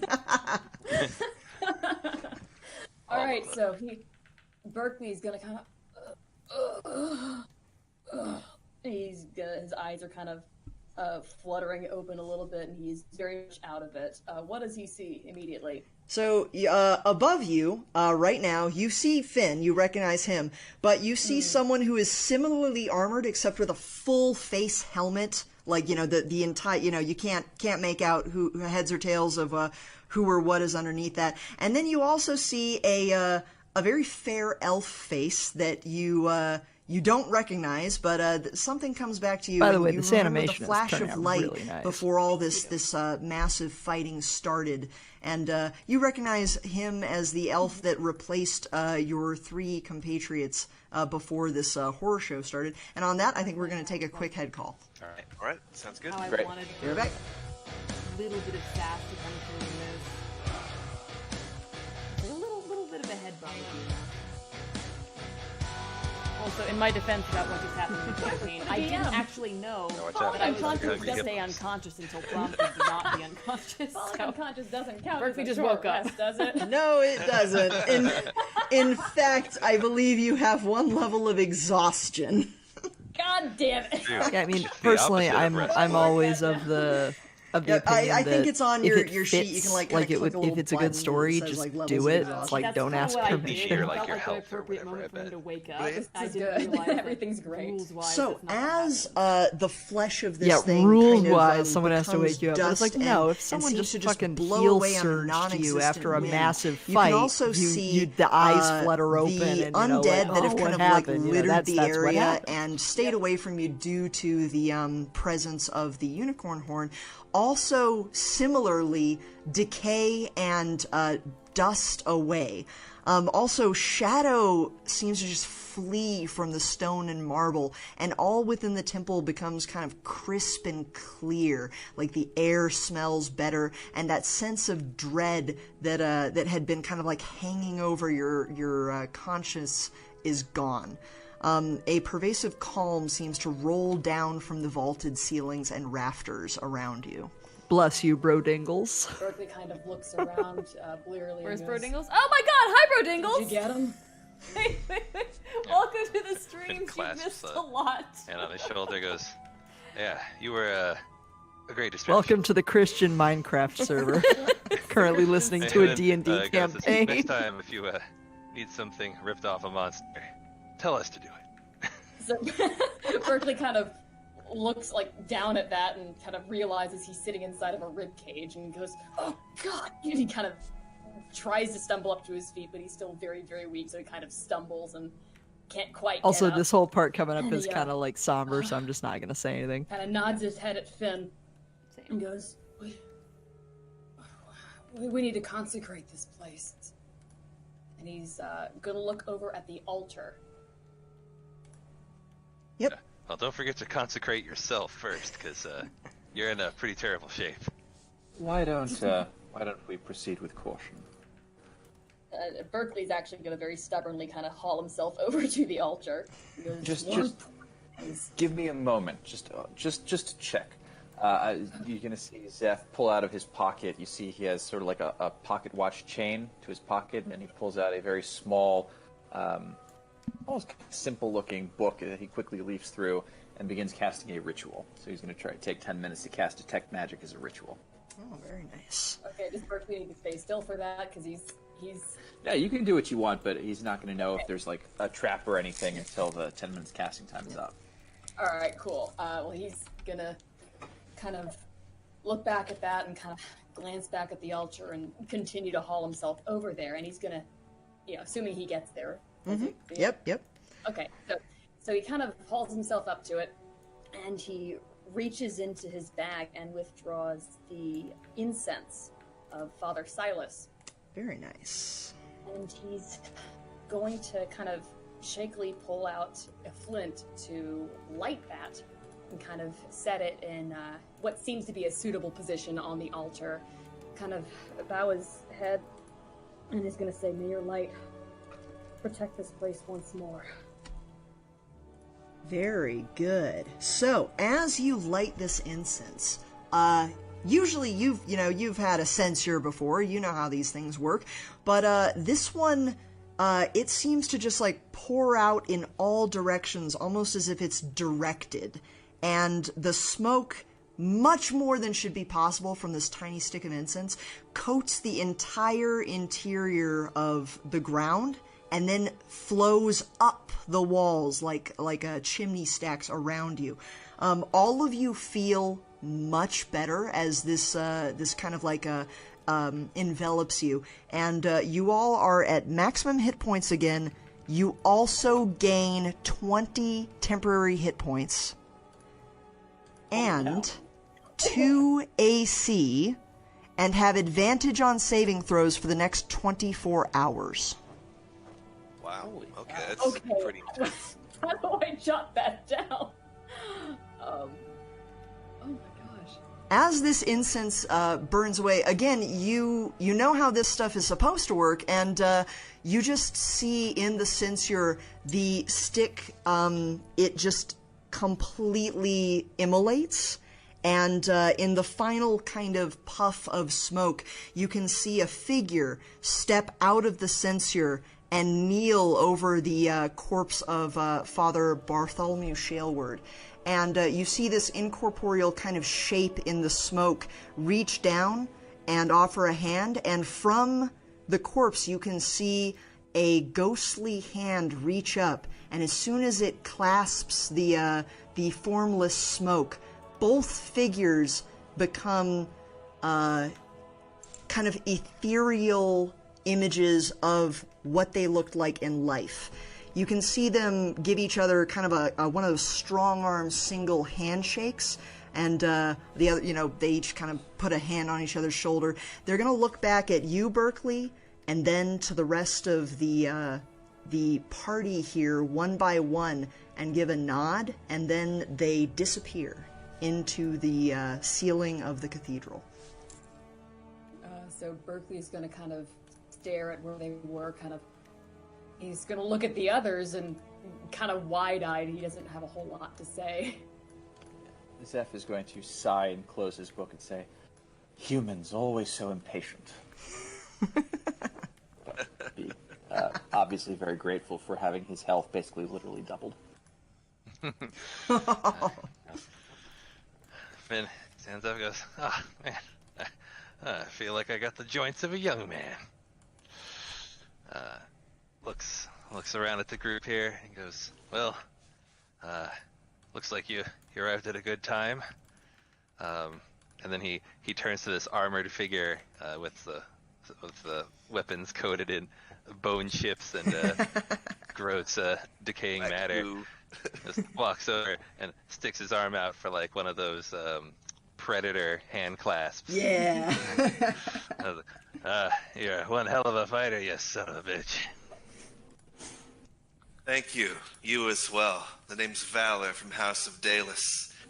I'm not surprised I wasn't the only one tracked with this mission. Perchance, what house are you fellows from? You're all quite competent. I didn't see you coming in, but I suppose you must have gotten here before I did. Yeah, we've been on the trail of these evil cultists for some time. I'd like to make a history check. It might be me or my character, but I can't quite remember. Is that a house I'm familiar with? Yeah, that's a good call. Go on and give me that history check. History 14. So, that's a pretty good history roll, and you did work for House Toll for a period, so you should know the big guys, and you have never heard of House Dalus. Not on stream. He goes, is it maybe some upstart nobles trying to, make it big? You know what that's like. Listen, friend, I know we're not in our glory days, but you don't have to try and downplay us like that. He goes, no, look, yeah. It's you always root for the underdog here. Then he pauses for a moment and goes, danger's gone. Why don't you take a moment, relax, take the helmet off. Let's get to know each other. Hey, Leia. I'm not wearing a helmet, friend, much like yourself. You might I'm just quietly like your head doing got some rattled there financial by stuff over here. He reaches his hand up and kind of like tong on the helmet. Stop that! What are you doing? Concussions are a very serious health concern. You really You shouldn't know play what's like kind that. of funny? Yeah. Hey, Brigley, can you Speaking of check this guy financial out? I stuff. think he might be a little rattled. Okay. So Wait, I'm a has- biologist, kind of right? checking on If, Father if, Just Wait, Father I mean, wait, I've pause never the, applied. I'm pausing the thing so I can hear you. What's Okay. that? So I'm a biologist, right? I mean, I've Right. never actually applied for grants, but in biology, if you have a functioning lab and don't need to buy equipment, you don't, like maybe for a research project, you might need 1 or 2 million grants, like hiring people and stuff. So I was talking to 2 guys from work who are, I don't know, the one guy is working on a megahertz microscopy project or something, and the other is I don't even know what. And so the one guy is like, yeah, and now I now have a 6 million grant. That's not enough. And I'm like, how much do you need? 40 million. And I'm like, what? Jesus. Wow. And then the other guy is like, I am going for 50 million. And I'm just like, what? Oh, Guys. clearly, Leia, you need to be asking for some grants. Yeah. I don't have a project. No, but they are like the second guy. I think he's just being weird. The first guy, I asked him, "What do you need all of that money for?" And he was saying undulators. So apparently he wants to change the beam line. But Is it beam magnets. time? Yeah, Mhm. we have this giant particle accelerator, right? Right. Mm-hmm. And then there are these giant magnets called undulators, and they. Mhm. I see. That's pretty rad. They are used to kind of like actually produce the electrons and pull them in the correct direction and stuff. Or rather, the X-rays, not the electrons. Yeah. But yeah, so physics is a whole different topic than biology. That's pretty rad, though. I didn't know that the magnetic portions of those particle accelerators were called undulators. That's hilarious. Yeah, because let's see, if I Google undulator. Well, if I I'm fairly certain that's going to be undulator in English. Undulator. Yeah, it is the English word. That's an undulator is an insertion device from high energy physics. And usually part of a larger installation, a synchrotron storage ring. Or it may be component of a free electron laser. Yeah, we have a free electron laser. Neat. It consists of a periodic structure of dipole magnets. I do not know what any of that See, means, this I'm is afraid. the only stream where you're gonna get like D&D, Benny and the Ink Machine animations, Yes. Larry and- the Stampede, and then a fantastic physics and biology lesson from our resident particle accelerator using biologist. Speaking of, I don't think I answered Bro Doodles from earlier. Larry is Vash because they're basically the same character, and I dare you to find an instance where they don't act exactly the same as each other. And someone else literally just popped and asked that question. Hi, so MU, two there's birds your- with one stone. There's your answer, MU. That's why Larry is Vash. I love it. Alright, I need to listen to this. You've seen the writing on the wall. You've seen the writing on the wall. All right, I'm gonna go quiet on this side. Go for it. Yeah, I'm gonna go quiet on this side too because I want to keep listening to the Reisebelzer's session as he continues to stream. We'll catch you in a bit, Leia. Yep. Bye. Bye. Shoulder at that and go, yeah, give me a sec. And he kind of comes over and goes, what is he hurt? He looks fine to me. I mean, your I armor's feel fine, thank you. I know, he just might have been you.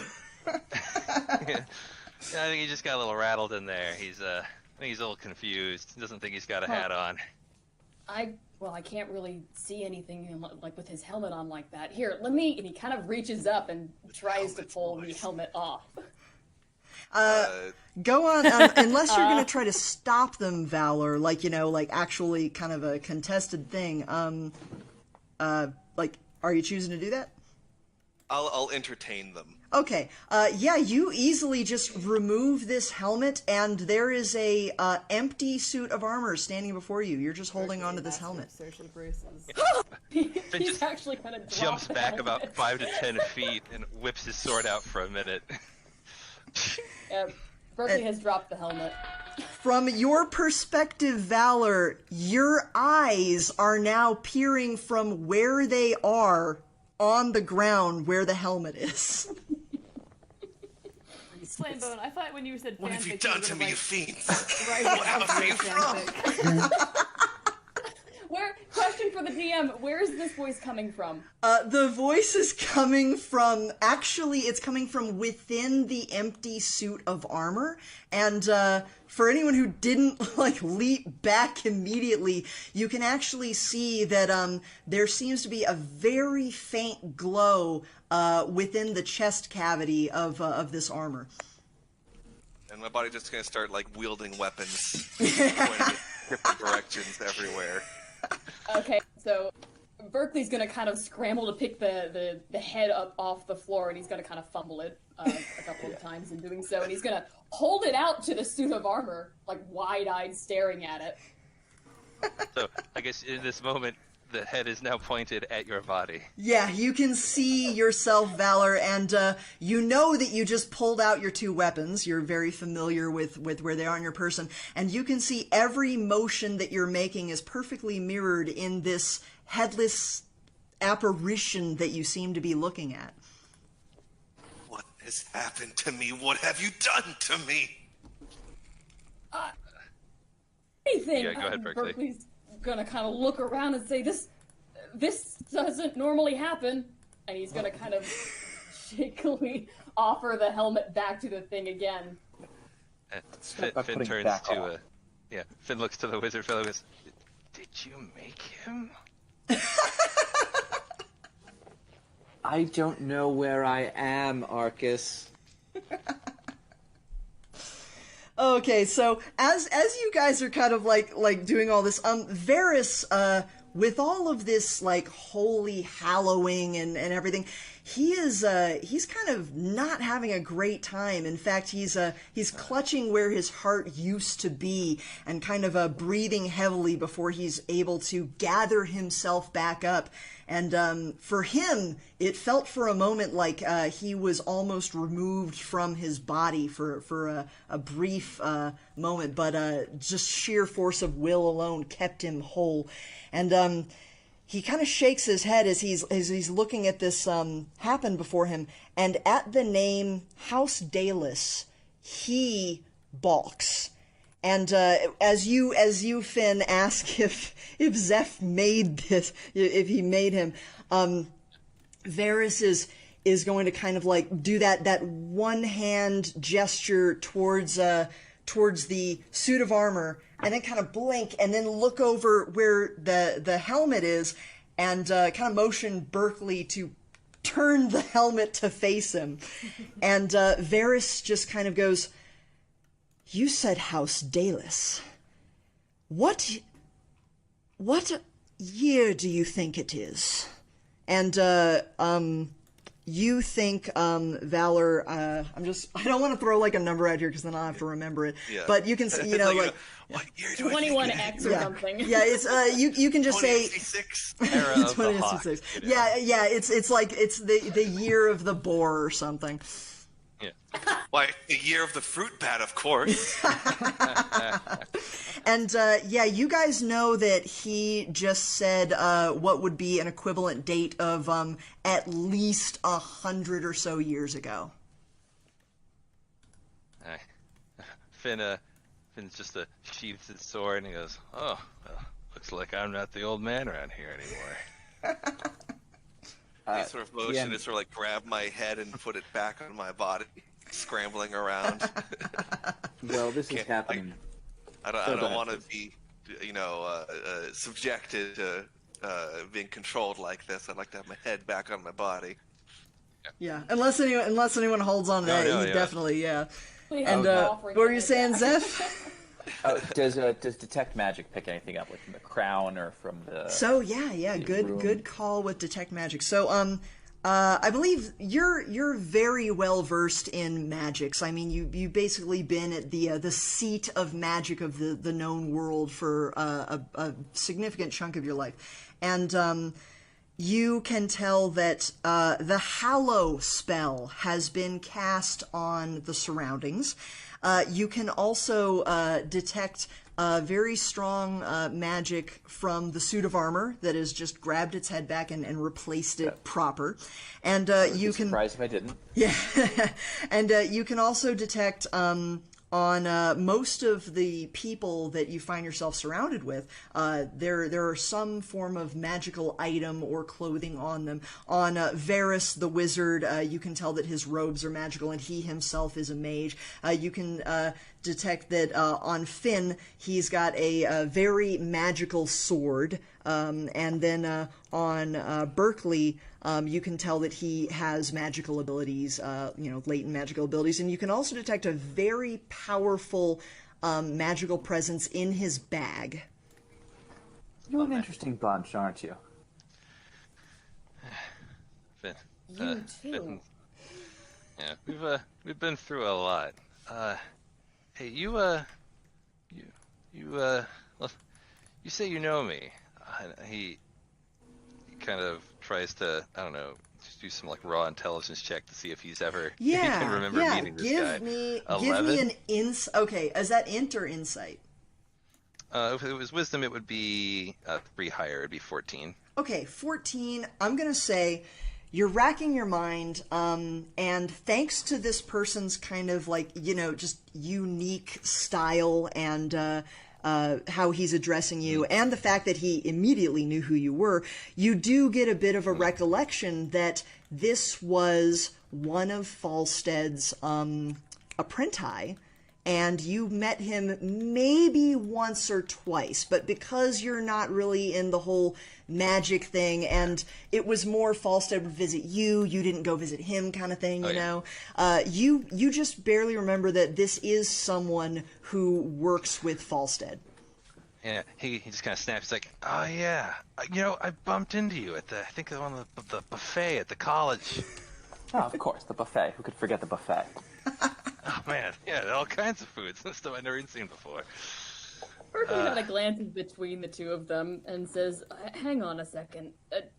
How did you even get here? You seem to know each other, but we had 3 other friends who were here, and then there was you. I'm afraid I don't know what happened to your friends. As for me, that was something of a mystery, although something I have a little bit more information on.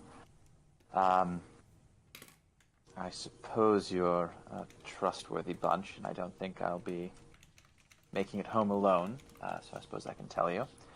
I was in Monoth. I was working with Falstead to keep an eye on a particular relic there, which I will leave vague just for safety's purposes. And everyone had been acting a little off. Something that wasn't quite right. My suspicion was piqued. Luckily, Falstead returned from his journeys with the dwarf and Nandril. But then my colleagues seemed agitated and nearly came to blows, which is very strange to the mages, among mages of Monoth. We're not keen on anything, let alone physical altercation. And then Falstead called out in a warning, saying something had been cast. There was some foul magic about. Something wasn't right. And at that point, my so-called colleague cast some sort of spell, and there was a flash of light, and here I am. That's a more thorough answer than I was expecting, at least. I have a very good memory. Finn nods and is like, that's great. We could definitely use some support. I mean, no offense, but a 3-for-1 trade was really not what I was hoping for here with companions. And I assure you, I am 3 times as valuable. And besides, there's 2 of us here. If you must call me something, you can call me Zeph or the more full Zephyr if you'd like. And this is Hedravalis, and he sort of brings forth his spirit companion, who, I don't know, DM'd you. Yeah, exactly so as he says, this is my spirit companion, you see a kind of wave form spirit seep up from his, like, almost like a shadow at his feet that pops up and mirrors his posture very close to him. And it seems to be made of, like, mists and wind, and you can even see some very slight crackling of electricity occasionally, like, through this thing's incorporeal body. Okay, well, 3 for 2, something. This is Hedrovalis. You may hear me refer to him as Hedy from time to time, but he would like me to inform you that you may not do so until you've gotten to know him a little bit better. To you, he is Hedrovalis. It's Headley. Berkeley's gonna kind of like raise his eyebrows at that and go, "Oh, well, I'm Berkeley. Guess you already know Finn. This is Spot." He's gonna kind of gesture at the knoll, and going pretty and well. look at Varys and kind of notice, is Varys still feeling kind of ill? So, as you say, this is Spot. By the way, hold on, let me just check something. Oh God.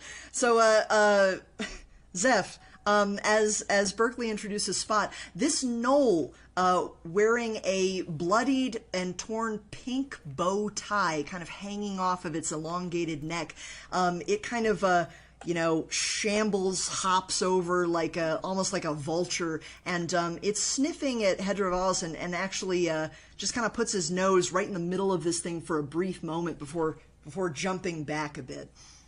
By Hurl, Hedrovalis will click his boots together and shoot 20 feet in the air as he uses the boots to cast Levitate.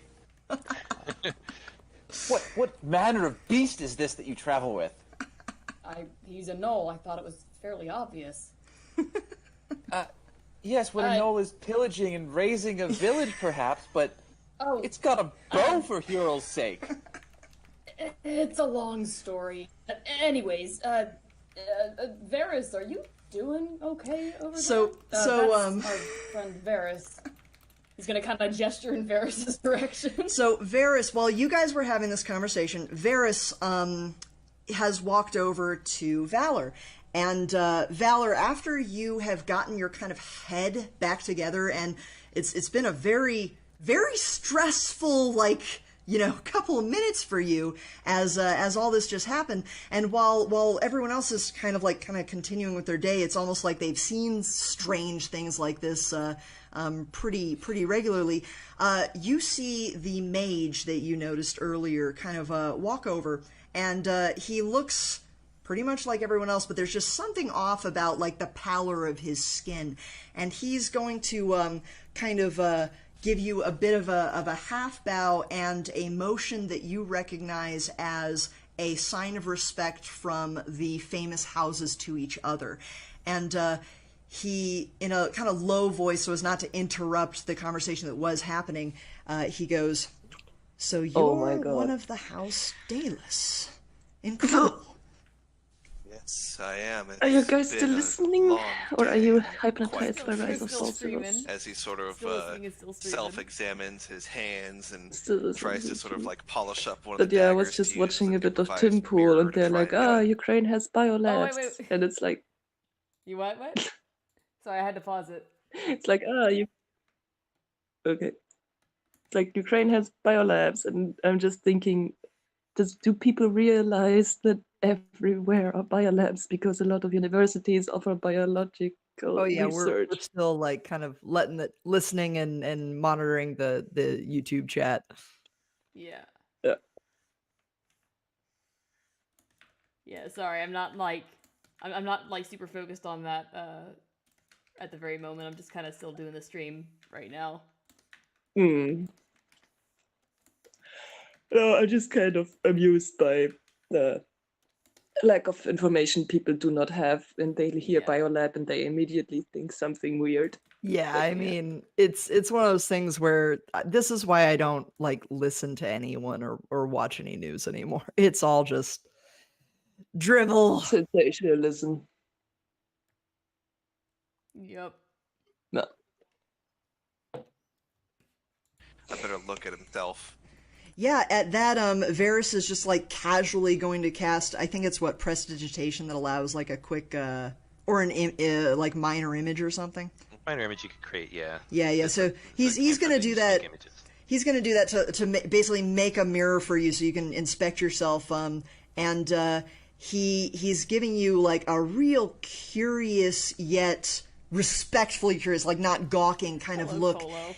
And he hesitates, but then he just kind of comes out with it and goes, "The House Dalus has not been around for over 100 years, I'm sorry to say." What madness is this? I talked with the head of the house only a few days ago. And my mission has only been a week long at the most. Ooh, nice. All right. And Varys is going to kind of consider that. And before he just like drops any more bombs on you, let's see how smart he is. Yeah, he's not going to like drop any more bombs on you. He's simply going to say, what exactly was your mission? Well, I'm afraid I don't want to divulge too much information unless I know exactly Thanks for popping in. who you fellows are and what house you all are associated with.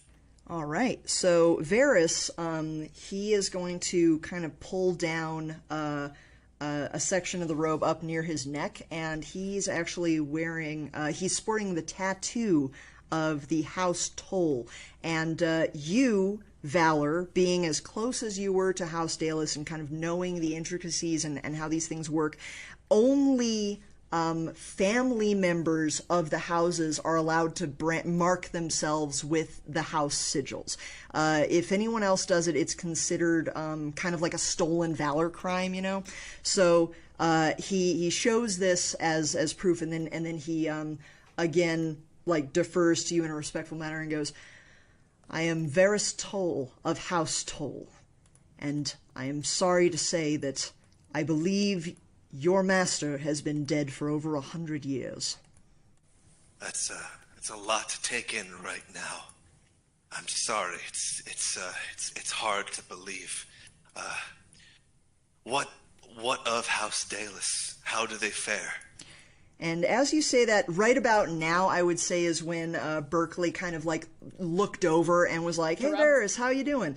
And so, yeah, you now that your conversation is done, you're kind of seeing Varys and the suit of armor in what seems to be a pretty heavy conversation.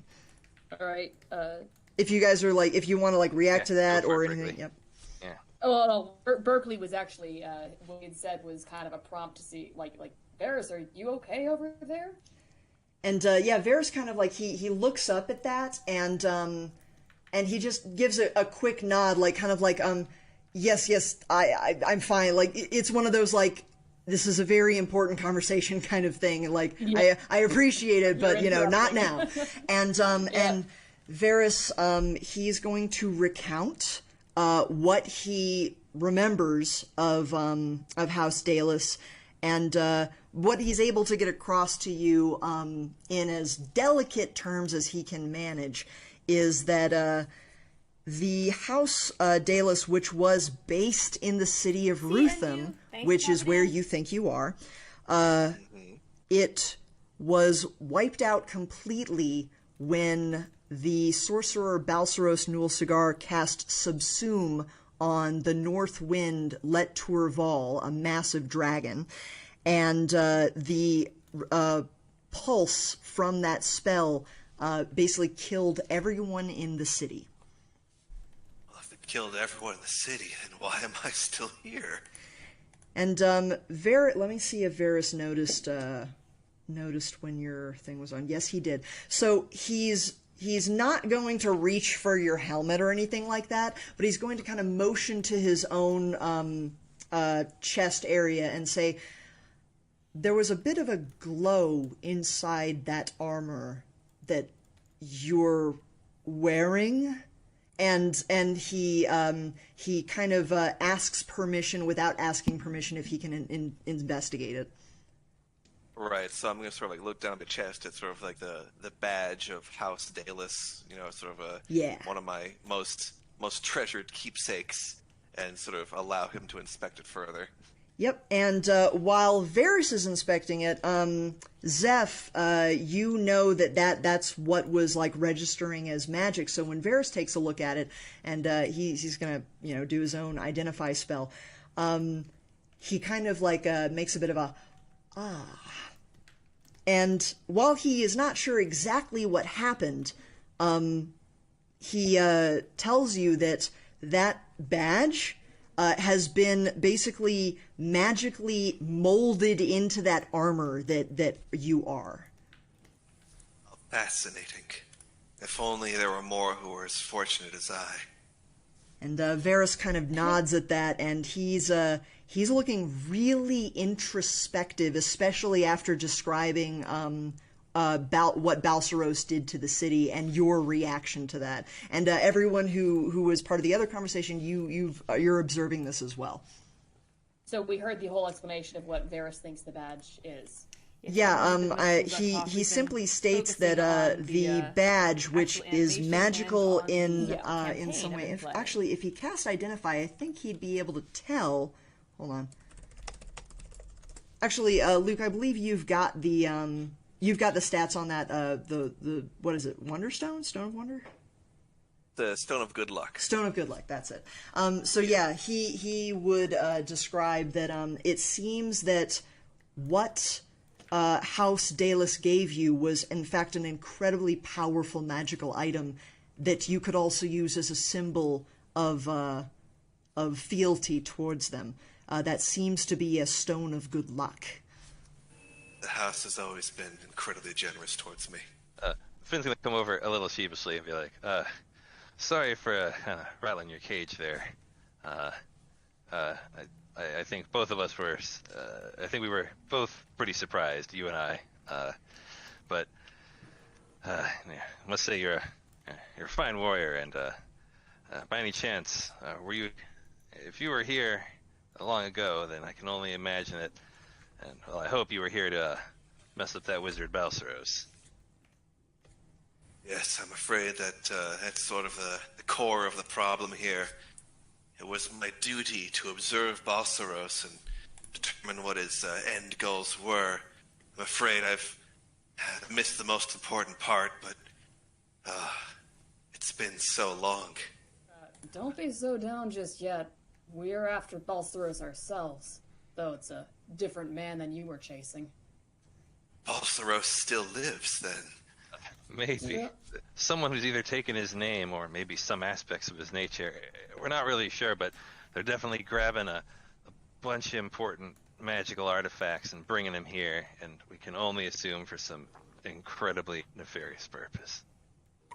Berkeley's going to take the Magical artifacts, opportunity. you say?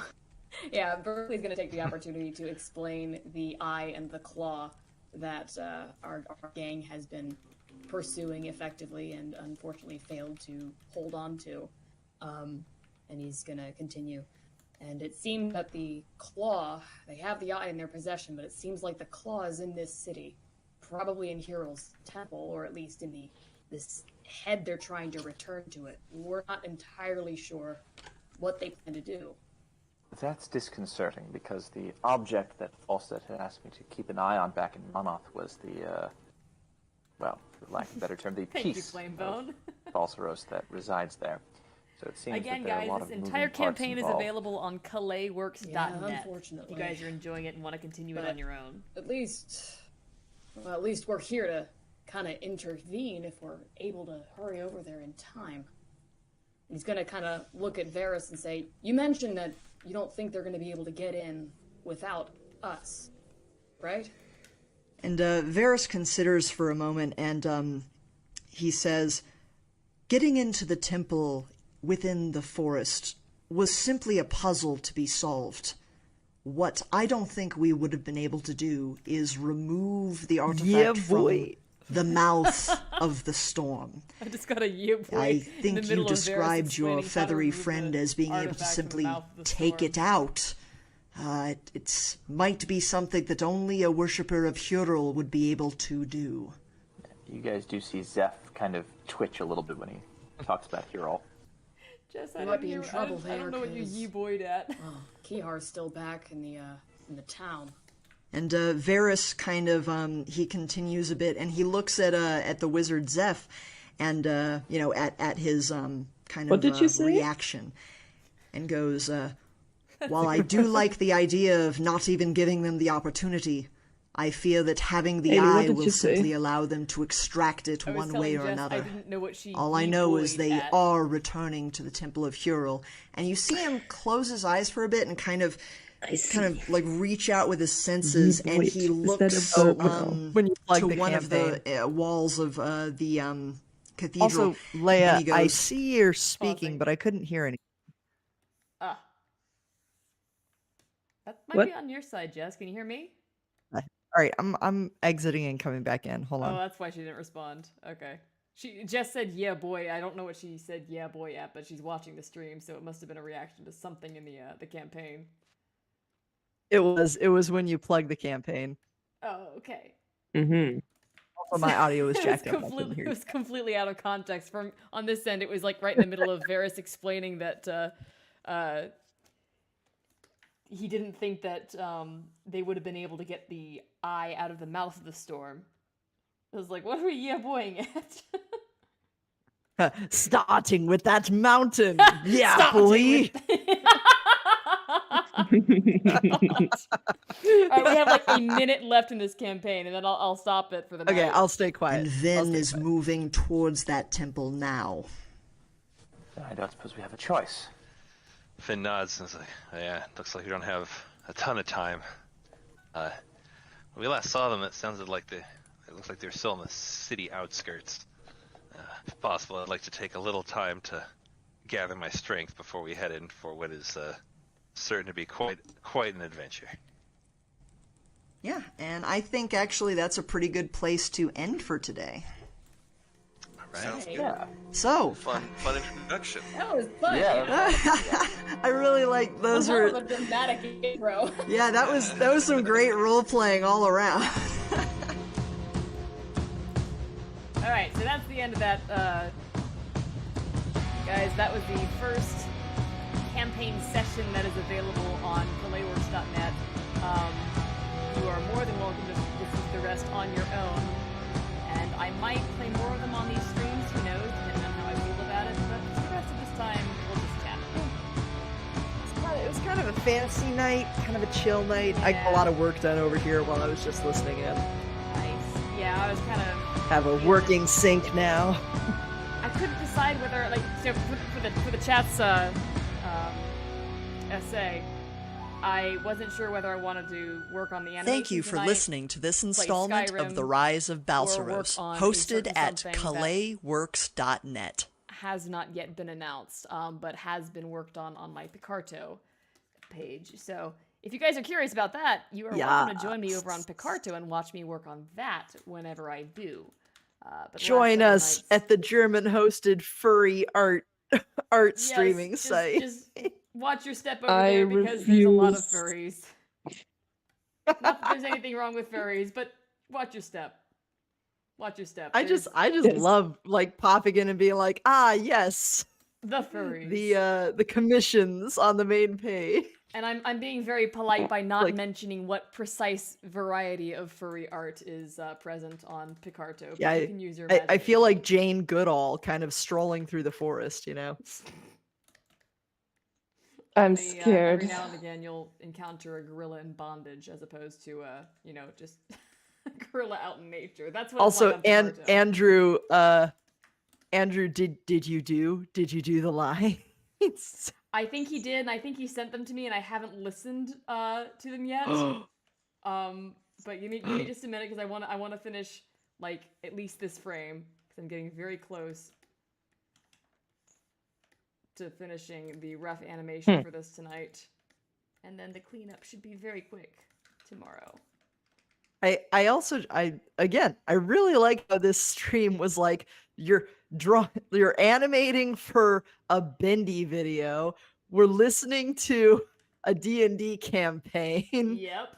And then at the same time, we got our bud Leia, who's like, "Let me give you a quick, a quick instruction on like the parts of a biolab particle accelerator and the intricacies of asking for grants." And it's like, yes, this is the ultimate The stream. multi-stream. Well, I mean, I didn't give any tips. I was just mocking my colleagues who are using exorbitant sums. Okay, so that was a what not It's to do. mocking. It's all the same. Hang on a second. Let's see here. All right, let me. Seen the writing on the wall. You've seen the writing on the wall. I did that lip sync without fucking listening to the audio. Am I good or what? Hell yeah. I listened to a What do you couple of like mean you weren't snippets. listening to the audio? I was listening to the campaign, not to the audio that she's lip synced to. I did listen to a couple of snippets here and there just to get like the key frames of like what shape her mouth is making on what vowel. But I think that was a total of 5, and the rest of these I did without it. Feeling pretty good about that. Are the keyframes drawn in key black? Yes. Yes. Ba-da-ba-ba-da-ba-da.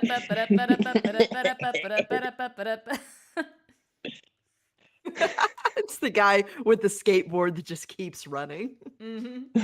Oh, by the way, while we were just kind of chilling over here and you were doing your thing, there were a lot of requests for some bendy voice. I think we need some bendy voice. God, it's so late at night. I don't know. Like, what do I even say? Haley, where I am, it's very early, so... Say there's the chick what draws Alice with the big booba. Get a boy. I need someone to type that out for me. Can you type that out for me? Yeah, I'll put it in the chat. It is a very complex sentence full of I'm gonna stumble over my lips like trying to do this prowess fucking and- bendy accent while saying it. It's late. I'm not concentrating very well. Thank you, Rosie Chaotix. It's very kind of you. There you go. There it is in the chat. Thank you. There's the chick what draws Alice with a huge booba. Cancel it, boys. Does that satisfy you? People asking for Bendy's voice. I Is that how hope Bendy everyone. talks? It's how Bendy I talks hope in my everyone version. who wanted bendy voice is happy with that. Get bent, Bendy. You can hear me say "Welcome bendy. home." You've been away for far too long, like Bendy. 4 or 5 times in "Welcome Home." Let's do something different.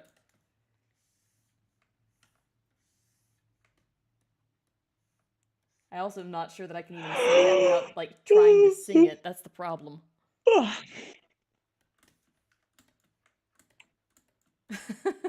All right.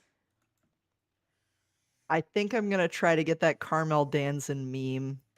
Please do it. Oh my god. So for the chat, she just set up her computer to be a I'll put it in proper our gamer Oh, yeah? computer, and sent a video Gamer. testing out the lights earlier, and it was just ooh wow wow oh danzame clap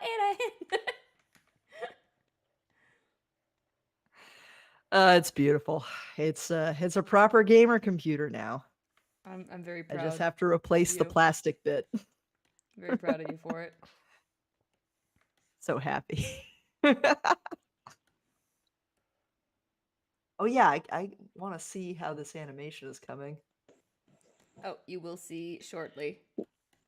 Let me. I am There's excited. apparently already 2 million people, at least, who have fled the Ukraine. Holy shit. That's a Nice. lot of people. That's a lot of people.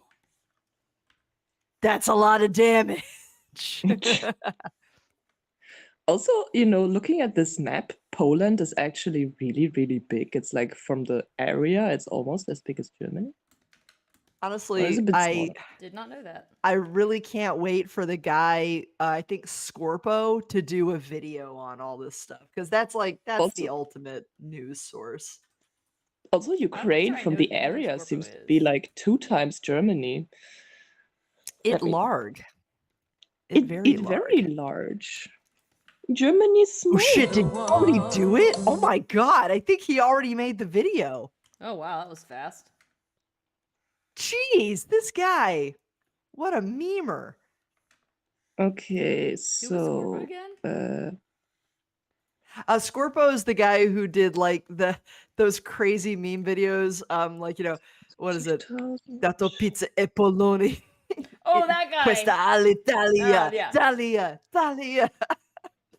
And then the freaking German crow comes over. Yes. Kugelfish. What? Oh Yeah, it Leia, have you has- not it- seen these? What? Oh, Hold no. on, I'll Seen pull- what? I'll Oh pull no, it up. Jess, you need to introduce her to those videos. These are some of my absolute favorite memes. And let's see. The Kaiser, normal day in Europe. I think it's normal day in Europe, and the German crow is probably my favorite in here. So I yeah, don't know if you'll have time to apparently watch it now, though. Oh, what's Ukraine happened in has the like chat? almost twice Hold on. the area of Germany. I have some Bit requests less. in Yeah, the it's chat pretty for pretty Bendy's large. voice. Let's see. Do them. Let's see. Not the booba! Caramel dancing, ooh whoa. That's a lot of damage. Sand Undertale, what are you doing here? Okay, I'll mute myself. But no, wait, that's Alice's voice. I don't know that I don't have like a proper Alice voice, although I sang for her in this one. But Henry, I'm a material girl. Let's see.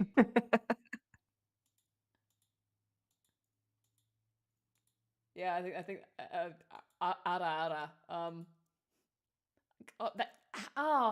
That doesn't compute Ara in my head. ara. I can't say ara in Bendy's voice. That doesn't compute.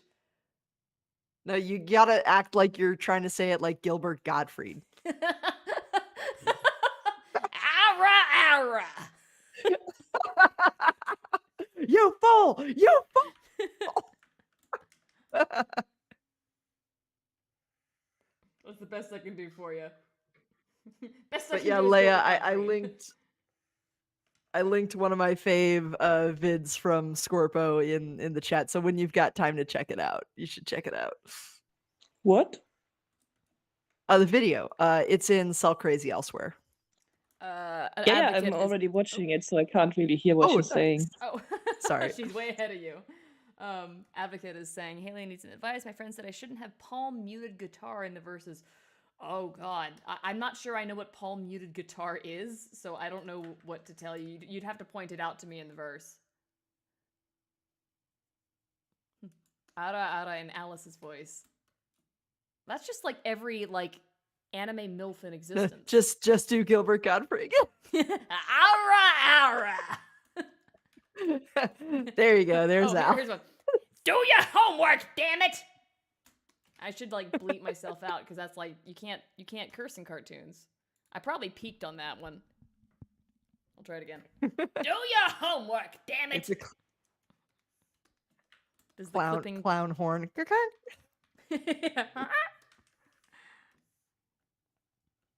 Oh, I do want to see Scorpo's Ukraine video. A normal day in the Balkans. Oh, Oh, no. that wasn't a request. Okay. Okay. That's the Scorpo video, Haley. Whoosh. Say Polish cow. Polish cow. Why? Is there a Oh what's the- man, what's the Polish word for cow? Oh no, Leia's watching in the that video, man, the Slavic rap, Bob, Big Bob. It's Big Bop. Big Bop vibes. That language is really suited for like that.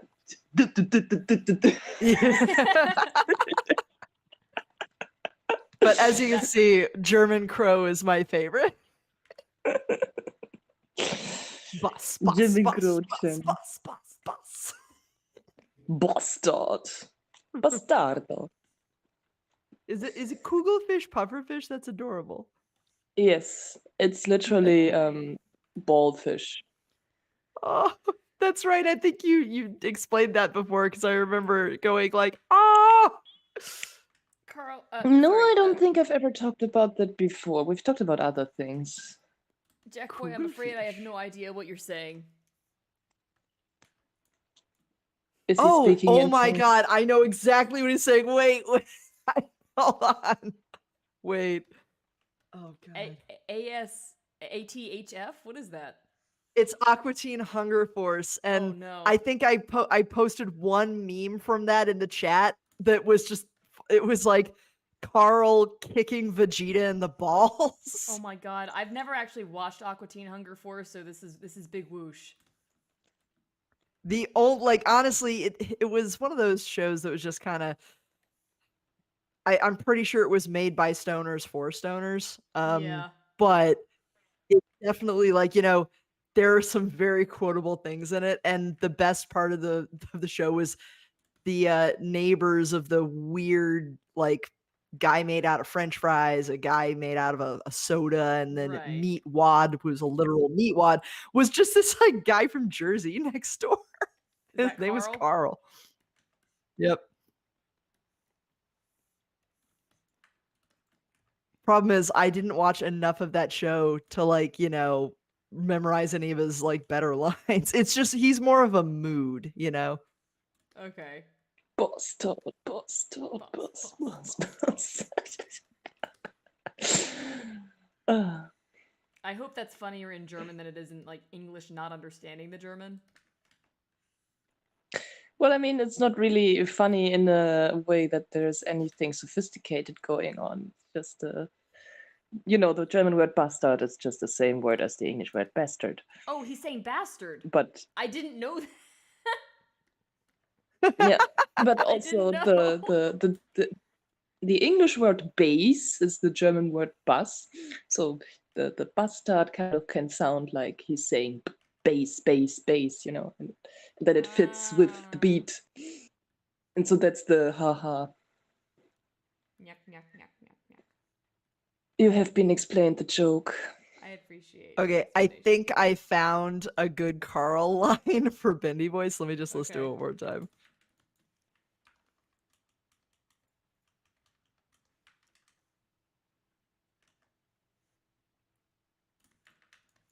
I'm gonna write this down. Okay.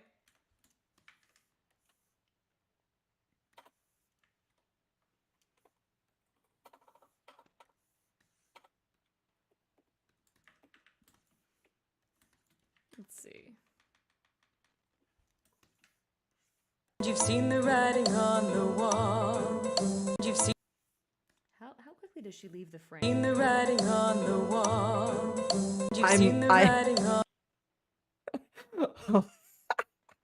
Oh, I can actually just have her exit the frame here. Cool. Nice.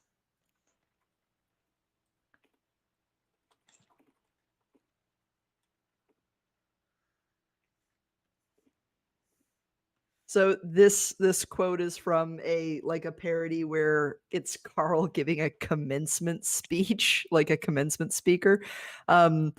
And he's basically just like picking a fight with a guy in the crowd. And so I'm just imagining Bendy having a conversation with Joey. Okay, give me just a second. Let me. I will embrace the stupidity in that in just a moment.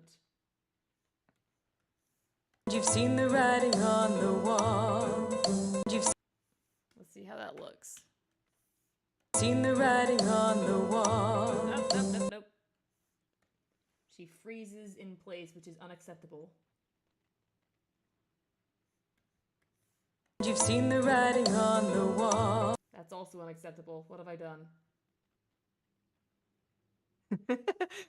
You've seen the writing on the wall. You've seen the writing. But yeah, the gas prices here in Germany, I think, have already risen by like 50%. Yeah, it's Or super more. over here too. That's like, I'm sure it's worse over there. I mean, I think the reason why it's worse over here is because our prices have already been exorbitant for years because we have high taxes and stuff. Yeah. And the US has really cheap gas comparatively. But Yep. what I heard about you guys, since you already are going, Biden announced that you're going to stop Russian imports of oil, so the prices have like risen, probably depending on the area, quite considerably. Let me just put it this way. I know gas prices will usually go up or go down. Usually it's kind of slow, like it's week by week. Over the last 2 weeks here, prices jumped by $1, and I've never Mhm. seen that ever. Like, I'm Mhm. just sitting here going, Jesus Christ. How Mhm. horrifying. Yeah, At Jesus work, I'm Christ, just how like, horrifying. at work, I'm just like, boy, I sure am glad I don't have a car. Yeah. I walk to work every morning, bitch. See, the problem is in Also, the for this States, quote, in Oh, yeah? a lot of states, it's kind of a necessity to have a car. Things aren't as close together in the United States as they were in Europe. I know. Yep, gotta have a vehicle. You need to huddle closely together to give yourself some warmth. Sing some kumbaya. And Haley, just imagine for this line that Joey's like wearing his reading glasses or some shit, but there you go. Reading glasses, okay. Give me a second. I have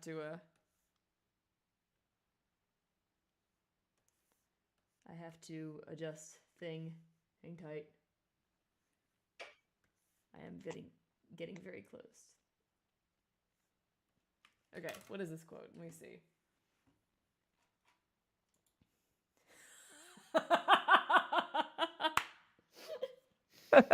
Hold on.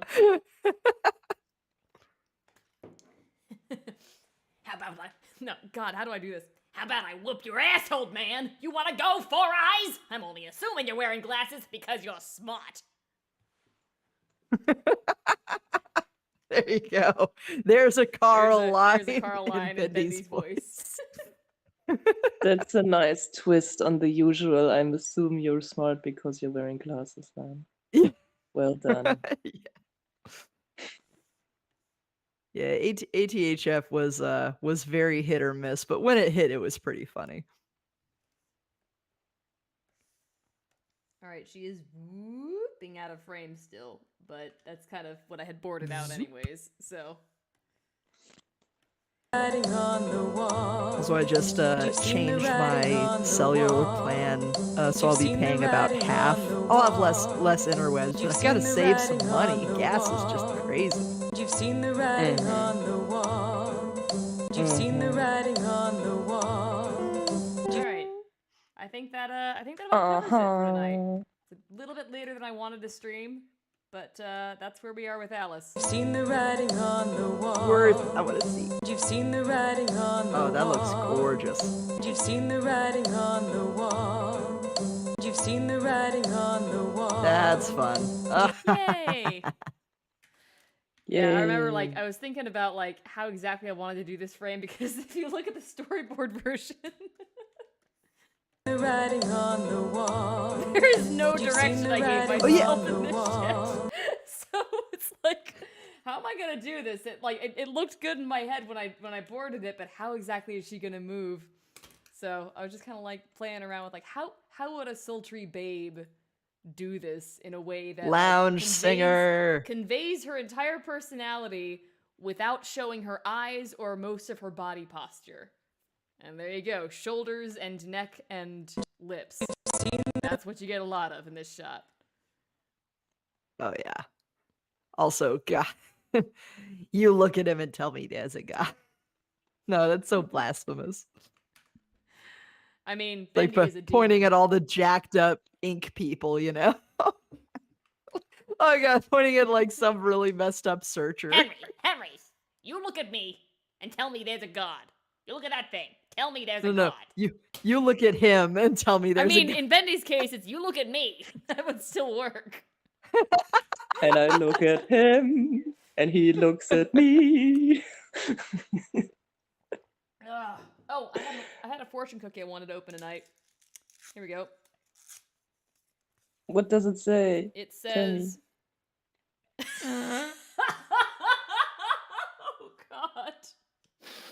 I don't know if I should read it out loud because it might jinx it, but it says, "In due time, you will be financially comfortable." Considering I what's love happening it. right now, it's a little Wow. painful to see. I love See, it. that can be very tricky because comfortable doesn't mean you will have a lot of money. You're just No, going that to is have. true. Maybe you just won't have high You won't have to pay high taxes because you don't have much money. Can mean anything. Because you don't pay. Ring.